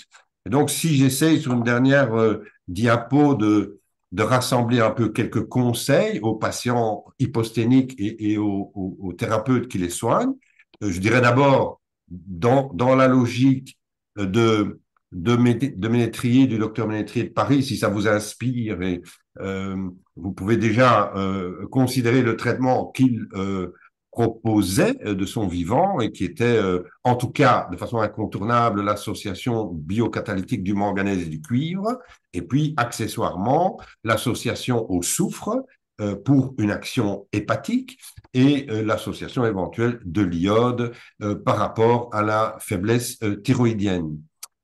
Sur le plan alimentaire, après une anamnèse évidemment correctement menée qui confirme que le patient est un amateur de glucides et un consommateur de glucides et de sucre, il faut envisager un débat autour d'une éventuelle restriction de ces aliments s'ils sont consommés en trop grande quantité. Pour ceux d'entre vous qui sont sensibles au discours naturopathique sur le drainage des impuretés métaboliques au travers de nos émonctoires, voilà qu'il me soit permis de signaler ici que les plantes les plus intéressantes pour aider le corps à s'assainir sur ce plan-là, on va penser aux plantes qui drainent les toxines au travers de l'émonctoire hépatobiliaire et intestinal. Hein. Les toxines de l'hyposténique ne sont pas de nature cristalline. Les toxines de cette diathèse sont de nature colloïdale. Et les colloïdes, ça s'élimine par la voie hépatobiliaire. Et donc, on pense aux plantes du système hépatobiliaire. J'en ai mentionné une. Bon, il y en a des dizaines auxquelles on peut penser. J'aime beaucoup le chardon-marie, Cardus marianus, dans ce terrain, dans cette diathèse, car au-delà de son effet hépatobiliaire, c'est également une plante qui renforce le système nerveux orthosympathique de l'individu hyposténique. Et donc, il y a un effet général sur son équilibre neurologique aussi. C'est pas juste une plante du foie, c'est une plante du terrain hyposténique, je trouve. C'est une de celles que j'utilise le plus souvent dans ce contexte. Et sur un plan plus fonctionnel, je dirais, ce qui me paraît plus particulièrement important dans cette diathèse, c'est de s'intéresser aux signes biologiques qui concernent le glucose, l'insuline, les phénomènes de glycation, etc., qui menacent plus particulièrement cette diathèse. Je recommande évidemment les investigations autour de la flore intestinale car, on l'a dit, les dysbioses sont fréquentes, notamment de fermentation et la candidose. Et évidemment, c'est une diathèse qui est fondamentalement lente, hypométabolique, pan-hypo-endocrinienne, si j'ose risquer ce mot un peu complexe qu'on n'utilise plus, pan-hypo-endocrinienne. Donc, il faut suspecter des faiblesses et thyroïdiennes, cette fois, et surrénaliennes, et gonadiques, et pancréatiques. Évidemment, on va jeter un œil sur la formule sanguine, car ces sujets sont plus fréquemment concernés par des états de leucopénie tout au long de l'année, même quand ils ne sont pas malades. Mais ça nous aide à comprendre qu'il y a chez eux une faiblesse. Et alors, évidemment, de la mettre en lien avec les éléments pointés au niveau du métabolisme glucidique, au niveau de l'équilibre intestinal, au niveau des équilibres hormonaux. Donc là, on est évidemment en pleine médecine fonctionnelle et je pense que Georges va certainement rebondir une fois de plus parce que là, je mets en scène et l'intestin et la thyroïde et les surrénales. Donc ça, c'est évidemment le terrain hyposténique il a évidemment besoin de la médecine fonctionnelle. Aujourd'hui, en 2023, c'est clair que c'est incontournable.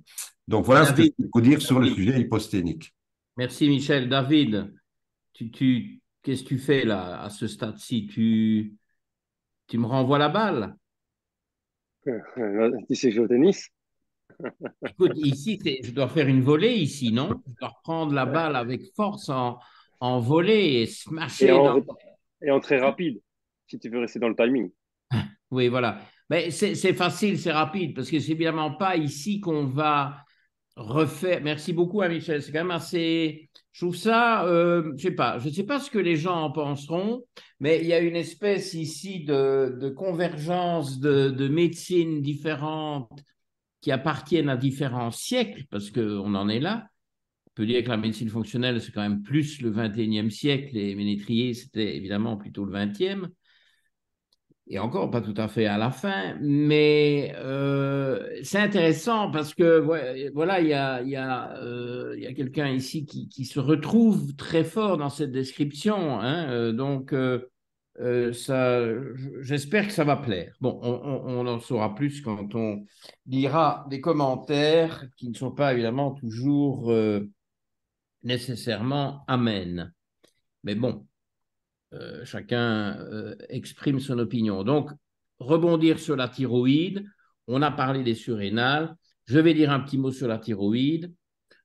Pour moi, c'est absolument crucial pour aller donner le petit coup de pouce à l'immunité, pour basculer dans la guérison et ne pas tomber dans la grosse infection, typiquement hivernale d'ailleurs. Et c'est vraiment dans ce thème-ci que cette diathèse nous a menés. Et désolé, Michel, de ne pas pouvoir parler de toutes les diathèses, mais alors il faut faire un webinaire totalement consacré à cette approche que tu maîtrises parfaitement. Mais en tout cas, je crois que c'est les deux diathèses que tu as présentées sont très intéressantes. Et celle-ci, elle est vraiment au cœur du sujet. Et bien entendu, il faut réagir sur le plan thyroïdien. Et alors, ce que je peux vous dire, parce que ça va concerner beaucoup de gens qui nous écoutent, euh, parce que beaucoup parmi eux ont une forme ou une autre de traitement thyroïdien, léger ou plus lourd, peu importe. Ça va du petit extrait glandulaire, du petit GTA, des choses prescrites évidemment, soit des hormones thyroïdiennes bioidentiques, T4, T4, T3 combinés, bien entendu, ou alors des extraits naturels thyroïdiens ou du NDT, Natural Desiccated Thyroid, américain, canadien, enfin, il y a plein d'options possibles. Si vous êtes pris par une infection et que ça ne se passe pas trop bien, que votre ascorbate de magnésium n'a pas l'air de faire des miracles, vous ajoutez un tout petit incrément thyroïdien proportionnel à ce que vous prenez. OK? Si vous prenez peu, vous ajoutez peu. Si vous avez un traitement plus conséquent, vous ajoutez un peu plus. Vous pouvez toujours ajouter un GTA si vous prenez du GTA, tout en les répartissant sur la journée. Si vous prenez des comprimés, que ce soit des formes d'opothérapie, donc des extraits glandulaires de porc ou de bœuf, ou si vous prenez des comprimés fabriqués par des humains mais en mode bioidentique, eh bien, on est dans ajouter un quart de comprimé. Oui, c'est plutôt ce genre de choses. Ok, si vous prenez un comprimé, vous ajoutez un quart. Et toujours répartir quand il y a de la T3. Si vous prenez 100 microgrammes de thyroxine, ben, vous pouvez ajouter 25. Ok, vous ajoutez un petit quelque chose. Ça fait la différence. Ok, parfois, ça fait la différence dans les heures qui suivent. Vous ajoutez, le jour où vous ajoutez, ça va mieux. Puis alors, vous le faites quelques jours jusqu'à guérison, puis vous revenez sur votre traitement de base. C'est fondamental. Et donc, j'avais aussi découvert ça chez les sportifs, parce que les sportifs qui préparent un grand championnat, leur immunité est fragilisée. Plus ils sont affûtés, plus ils sont fragiles sur le plan immunitaire. Et donc, souvent, ben, ils sont en grande forme et puis ils chopent, bon, surtout pour les. Bon, j'avais beaucoup de cyclocrossmen ou de VTTistes. Bon, ça, c'est pas tellement l'hiver, mais le cyclocross, certainement, du plus haut niveau, mais c'était souvent les mêmes. C'est pour ça que je fais le comparatif. Et puis alors des motocrossmen, etc. Parce que motocross, ça n'a pas l'air, ça a l'air que c'est la moto qui fait le travail, mais loin, loin d'être la vérité. Donc, ces infections hivernales, c'est la menace. On prépare un championnat du monde, craque la veille ou la semaine avant, on commence à, surtout avec des voyages en avion pour aller au lieu du championnat. Eh bien, ça fait la différence. On ajoute un petit incrément thyroïdien. Donc, très, très important. Surtout quand c'est thoracique, quand c'est une infection bronchique pulmonaire, le fait d'augmenter, et là, c'est quand même la T3 qui joue, c'est magique.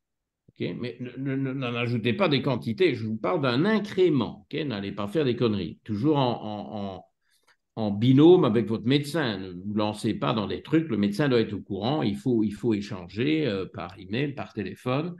Eh bien, ça fait toute la différence. Ça peut être life-saving, ça peut sauver des vies. J'ai eu un cas d'une patiente à qui on avait bien dit, enfin j'ai eu plus d'un cas, j'ai aussi un homme un peu âgé, on leur avait dit, ben, la prochaine pneumonie, c'est la dernière. Vous n'y survivrez pas. Eh bien, quand on va vers la pneumonie, on fait ce genre de choses, sans oublier évidemment l'ascorbate de magnésium, être sûr que la vitamine D est bien boostée en amont, hein, bien entendu, tout ça reste vrai. On n'a pas beaucoup parlé de la vitamine D, mais c'est tellement évident qu'on se demande si on doit en parler. Ça, c'est peut-être la seule chose que les médecins traitants vont mettre en place si on ne leur interdit pas de le faire d'une manière ou d'une autre. Mais cet incrément de T3 pour sortir d'une infection. Et vous savez, ces patients qui font une infection bronchique, qui en sont à leur deuxième, si pas troisième, boîte d'antibiotiques différents. Alors, ce n'est pas moi qui les prescris. La dernière fois que j'ai prescrit des antibiotiques, je crois que c'est il y a 6 mois, et il fallait en prescrire à un patient. J'en prescris 2 fois par an. À mes patients. À moi, j'en ai plus pris depuis 1998. Bon, ça fait quand même 25 ans. Ça va faire 25 ans le mois prochain. Et donc, ces antibiotiques à répétition qui ne marchent pas plus l'un que l'autre, il y a un manque de T3. Et on n'a pas utilisé la vitamine C ou l'ascorbate de magnésium, ou on en a utilisé des quantités ridicules parce qu'on n'a pas de GST. Ouais. Il y a un savoir-faire autour de l'immunité.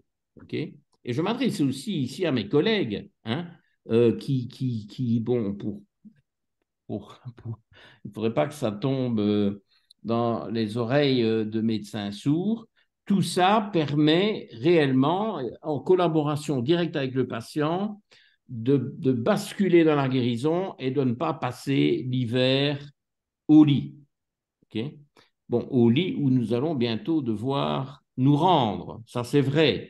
David, est-ce que c'est le moment de faire un peu le débriefing final? Chacun met sa petite conclusion. Et moi,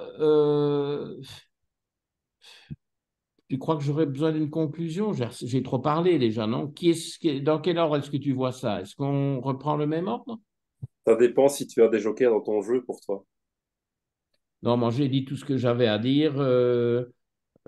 Si tu veux, je vous dis déjà au revoir et j'écoute mes collègues. Sauf que peut-être je les remercierai pour avoir quand même le mot de la fin. Comme d'hab. Ok, mais ce que je vais faire, je vais commencer par Martha. Si tu peux nous faire un petit feedback sur ce qui vient de se dire en quelques minutes pour laisser la place à Sandra et Michel après. Alors, moi, je suis gériatre et ce que j'ai constaté, c'est vraiment le manque de protéines animales. Et je pense que pour un système immunitaire robuste, sain, c'est important d'avoir une bonne prise de protéines animales quotidiennes, bien réparties. Et je vois trop voilà, de déficit. Et rien qu'en voilà, en augmentant sa prise, eh ben, on peut avoir ces nutriments indispensables pour avoir un système immunitaire compétent, le zinc, le sélénium, vitamine D, A, fer. Donc, moi, je dis protéines animales. Voilà. Martha, merci, Ok. mais j'ai quelque chose à dire, figure-toi, parce que c'est surprenant. Cette histoire du repas du soir sans protéines, je ne Hein. vais pas te dire d'où est-ce que ça vient parce que je sais d'où ça vient. Oui. Et j'ai d'ailleurs fait une capsule spéciale pour critiquer ce conseil de dire qu'il ne faut pas de protéines au repas du soir. Je dis pas qu'il faut des protéines nécessairement toujours animales au repas du soir. Il y en a qui peuvent peut-être les digérer plus difficilement, mais alors je leur conseille de prendre du vinaigre de cidre de pomme, par exemple, pas des pommes, hein, mais du vinaigre de cidre de pomme, merci, juste avant le repas du soir en question, ou enfin, il y a d'autres choses à faire éventuellement, peut-être des enzymes digestifs, etc. Mais que ce soit des protéines végétales, si on ne veut pas encore remettre des protéines animales, bon, ça ne me dérange pas. Mais un repas du soir fait de légumes, enfin, je veux dire, dans quel monde vivons-nous? C'est quoi ce délire? Ce serait basé sur la préhistoire où on ne mangeait pas de protéines le soir, mais je veux dire, on était là pour espionner et on a pu constater qu'effectivement, ces hyper carnivores qui étaient l'homme de Néandertal ne mangeaient pas de protéines le soir. Euh, alors, je ne sais pas si ils avaient abattu un mammouth en carton, alors, parce que normalement, dans le mammouth, il y a des protéines. Enfin bon. Donc, merci Martha. Bon, bien, voilà, ça fait partie de tout un équilibre dans ce qu'on a dit, je crois. David, à qui donnes-tu l'autorisation de parler maintenant? Michel, Michel, donne-nous ton mot de la fin. Euh, Mais lui, il a faim, mais FAIM avec son jeûne de 22 jours, tu vois, c'est ça, c'est ça qu'il va nous dire. C'est le mot de la faim, mais FAIM, non?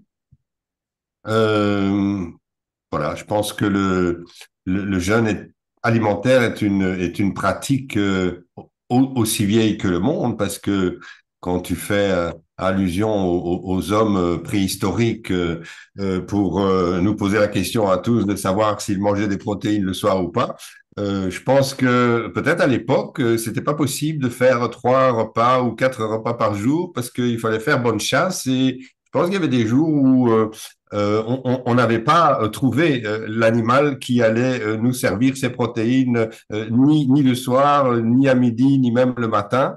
Et je pense que la privation alimentaire était certainement, ça faisait partie du quotidien des gens à des époques lointaines. Alors la question c'est de savoir si les hommes les hommes et les femmes de la préhistoire étaient moins souvent concernés que nous par les infections hivernales. Est-ce que ces gens étaient malades ou ne l'étaient pas? Je sais pas, je ne sais pas. Je pense que le jeûne, ça fait partie de l'histoire de l'humanité.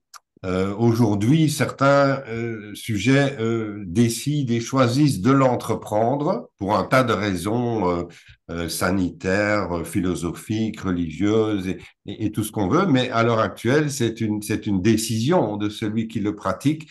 Cela n'enlève rien au fait que cette pratique était anciennement le lot de l'humanité à certaines périodes, en certaines saisons, et que évidemment il faut s'interroger sur l'intérêt que cela peut représenter par rapport à la santé en général et la prévention des maladies en général et des maladies infectieuses aussi. Et bon, on n'a plus le temps de tourner la page et d'entreprendre un sujet nouveau, mais tu pourrais, et moi aussi, et les différents intervenants médecins de ce soir, pourraient évidemment entretenir nos auditeurs de l'intérêt du jeûne sur le plan de la santé, puisque dans le domaine du jeûne intermittent, dans le domaine des jeûnes courts, on a pas mal de publications, je pense que tu pourras le confirmer, sur le fait que manger différemment et manger en réalité moins d'une certaine manière, en tout cas à un certain moment, permet de régulariser un certain nombre de fonctions métaboliques.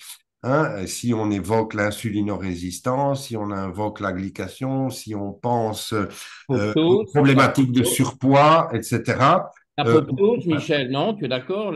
Favoriser l'apoptose par le jeûne, hein, c'est aussi un bien. favoriser l'apoptose, bien entendu, qui, je pense, est parfois la dernière solution, qui reste un organisme surchargé, encombré et qui n'en sort plus, de se débarrasser d'une part d'impureté qui l'encombre et qui finirait sinon par le rendre malade. Donc, je crois que l'apoptose est effectivement importante et qu'il convient de la respecter, ce que nous essayons de faire dans notre boulot en nous abstenant le plus possible de polluer l'organisme de nos patients par des substances artificielles, des substances de synthèse, des produits chimiques qui ont parfois leurs avantages, mais qui ont souvent énormément d'inconvénients et qui, je pense, faussent le déroulement normal des mécanismes physiologiques et métaboliques du corps. Donc, si je dois conclure, j'ai envie peut-être de pousser un grand cri qui est celui du respect de la nature, du fonctionnement métabolique que le Créateur nous a donné, parce que je pense que le corps fait et sait remarquablement comment faire les choses. D'ailleurs, j'ai presque envie aussi en même temps, hein, quitte à choquer l'un ou l'autre, à jeter un énorme pavé dans la mare, mais on a parlé toute cette soirée de la manière de prévenir ou de soigner les infections hivernales. Mais est-ce qu'on ne peut pas aussi, ne fût-ce qu'un instant, retourner le problème et le regarder sous un autre angle et oser poser la question d'abord à soi-même, est-ce que les infections hivernales, au-delà du risque qu'elles peuvent parfois représenter, est-ce que les infections hivernales, les infections tout court en général, n'ont que des inconvénients? Est-ce que la nature n'a pas imaginé l'infection aussi dans un certain nombre de buts positifs? Est-ce que c'est uniquement mauvais d'avoir la goutte au nez, d'éliminer la morve, ou est-ce qu'il y a aussi un bénéfice quelque part là-dedans? Alors, c'est le naturopathe qui parle ici, hein, évidemment. Je ne sais pas si tout le monde comprend la question et la remarque, mais voilà, je trouve que on peut toujours voir le verre à moitié vide ou le verre à moitié plein. C'est la même réalité, il y a la même quantité d'eau dans le verre, mais on peut trouver ça positif ou négatif. Hein? Il est trop rempli ou pas assez. Alors, l'infection hivernale, est-ce que c'est uniquement une erreur de la nature? C'est uniquement une maladie? Ou il se passe aussi quelque chose d'intéressant et de positif dans le fait d'éliminer des sécrétions indésirables? J'ai envie de rebondir là-dessus. Tu entraînes tes défenses immunitaires en combattant l'infection. J'ai pour habitude de dire à mes patients qui me tombent dessus parce qu'ils ont été malades une fois sur l'hiver, je dis, mais c'est presque bien d'avoir une bonne infection hivernale par an parce que voilà, l'immunité reste compétente et je crois que c'est mission impossible de vouloir éviter toute infection. Notre propos, c'est surtout pour les infections répétitives, évidemment. Un bon rhume, une bonne grippe. Et maintenant, on va ajouter un bon petit Covid, mais pas trop bon quand même, pas trop agressif sur l'hiver, que nous parvenons à maîtriser avec nos défenses immunitaires. Oui, mais je te rejoins à 100%. Et si tu veux bien, parce qu'il faut qu'on clôture, mais je te rejoins alors énormément sur tes vues évolutionnistes, tu vois, de respecter la nature d'une part, mais aussi nos ancêtres et pas juste ceux qui ont commencé à cultiver le sol et à domestiquer les animaux, mais aussi les milliers et les dizaines de milliers de générations qui les ont précédés. L'être humain, c'est ça. C'est pas celui qui a subitement décidé qu'il devait manger 6 fois par jour pour maintenir sa glycémie stable. Ce qui d'ailleurs n'est pas le cas quand on mange 6 fois par jour. Bon, Sandra, après toutes ces belles paroles de Michel, qu'est-ce que tu vas encore pouvoir ajouter à ça? Tu te voilà mal prise, Sandra, pour ton premier webinaire, derrière un maître de conférence, parce que bon, on entend bien, Michel, il donne cours à 36 auditoires et il a de la bouteille, comme on dit. Enfin, dans le bon sens Je du suis terme. d'accord avec tout ce que vous avez dit, mes confrères. Je tenais à rajouter l'importance de la mastication. Effectivement, on parlait des protéines, de l'apport protéique alimentaire, notamment lors du repas du soir. J'ai vu une question passer. Quelqu'un disait qu'elle digérait pas les protéines, la viande le soir. Alors, c'est quelque chose aussi qu'on peut améliorer, qu'on peut optimiser. Est-ce que c'est l'hypochloridrie? Est-ce qu'il y a une hypothyroïdie sous-jacente? Est-ce qu'il y a un défaut de mastication? Il y a quand même plein de choses qui favorisent une maldigestion de la viande le soir.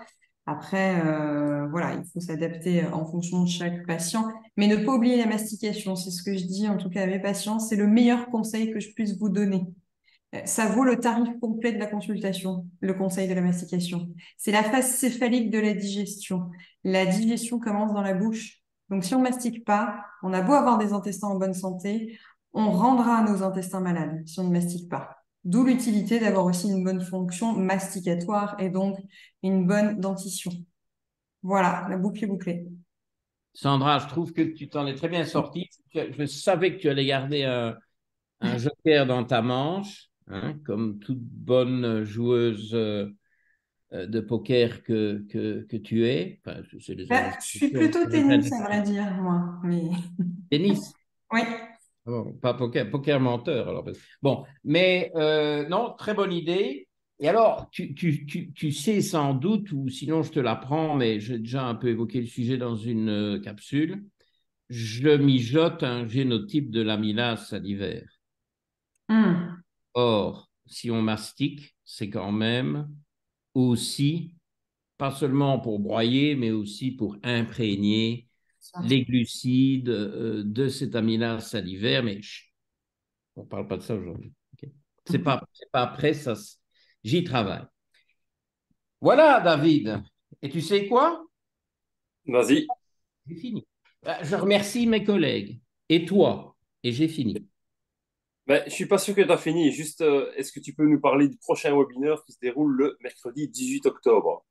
C'est vrai, ça, tu m'arranges toujours avec ça. Eh bien, on va parler le 18 octobre avec deux de mes collègues, pas ceux de ce soir, ils sont épuisés, il va falloir les faire tourner parce que il faut que ceux-ci récupèrent. Ce sera le docteur Julien Puchois et le docteur Yoni Assouli et moi-même. Nous serons trois et on va vous présenter et on va échanger sur un certain nombre de génotypes. Okay, donc, on va faire un webinaire génotype dans 4 semaines.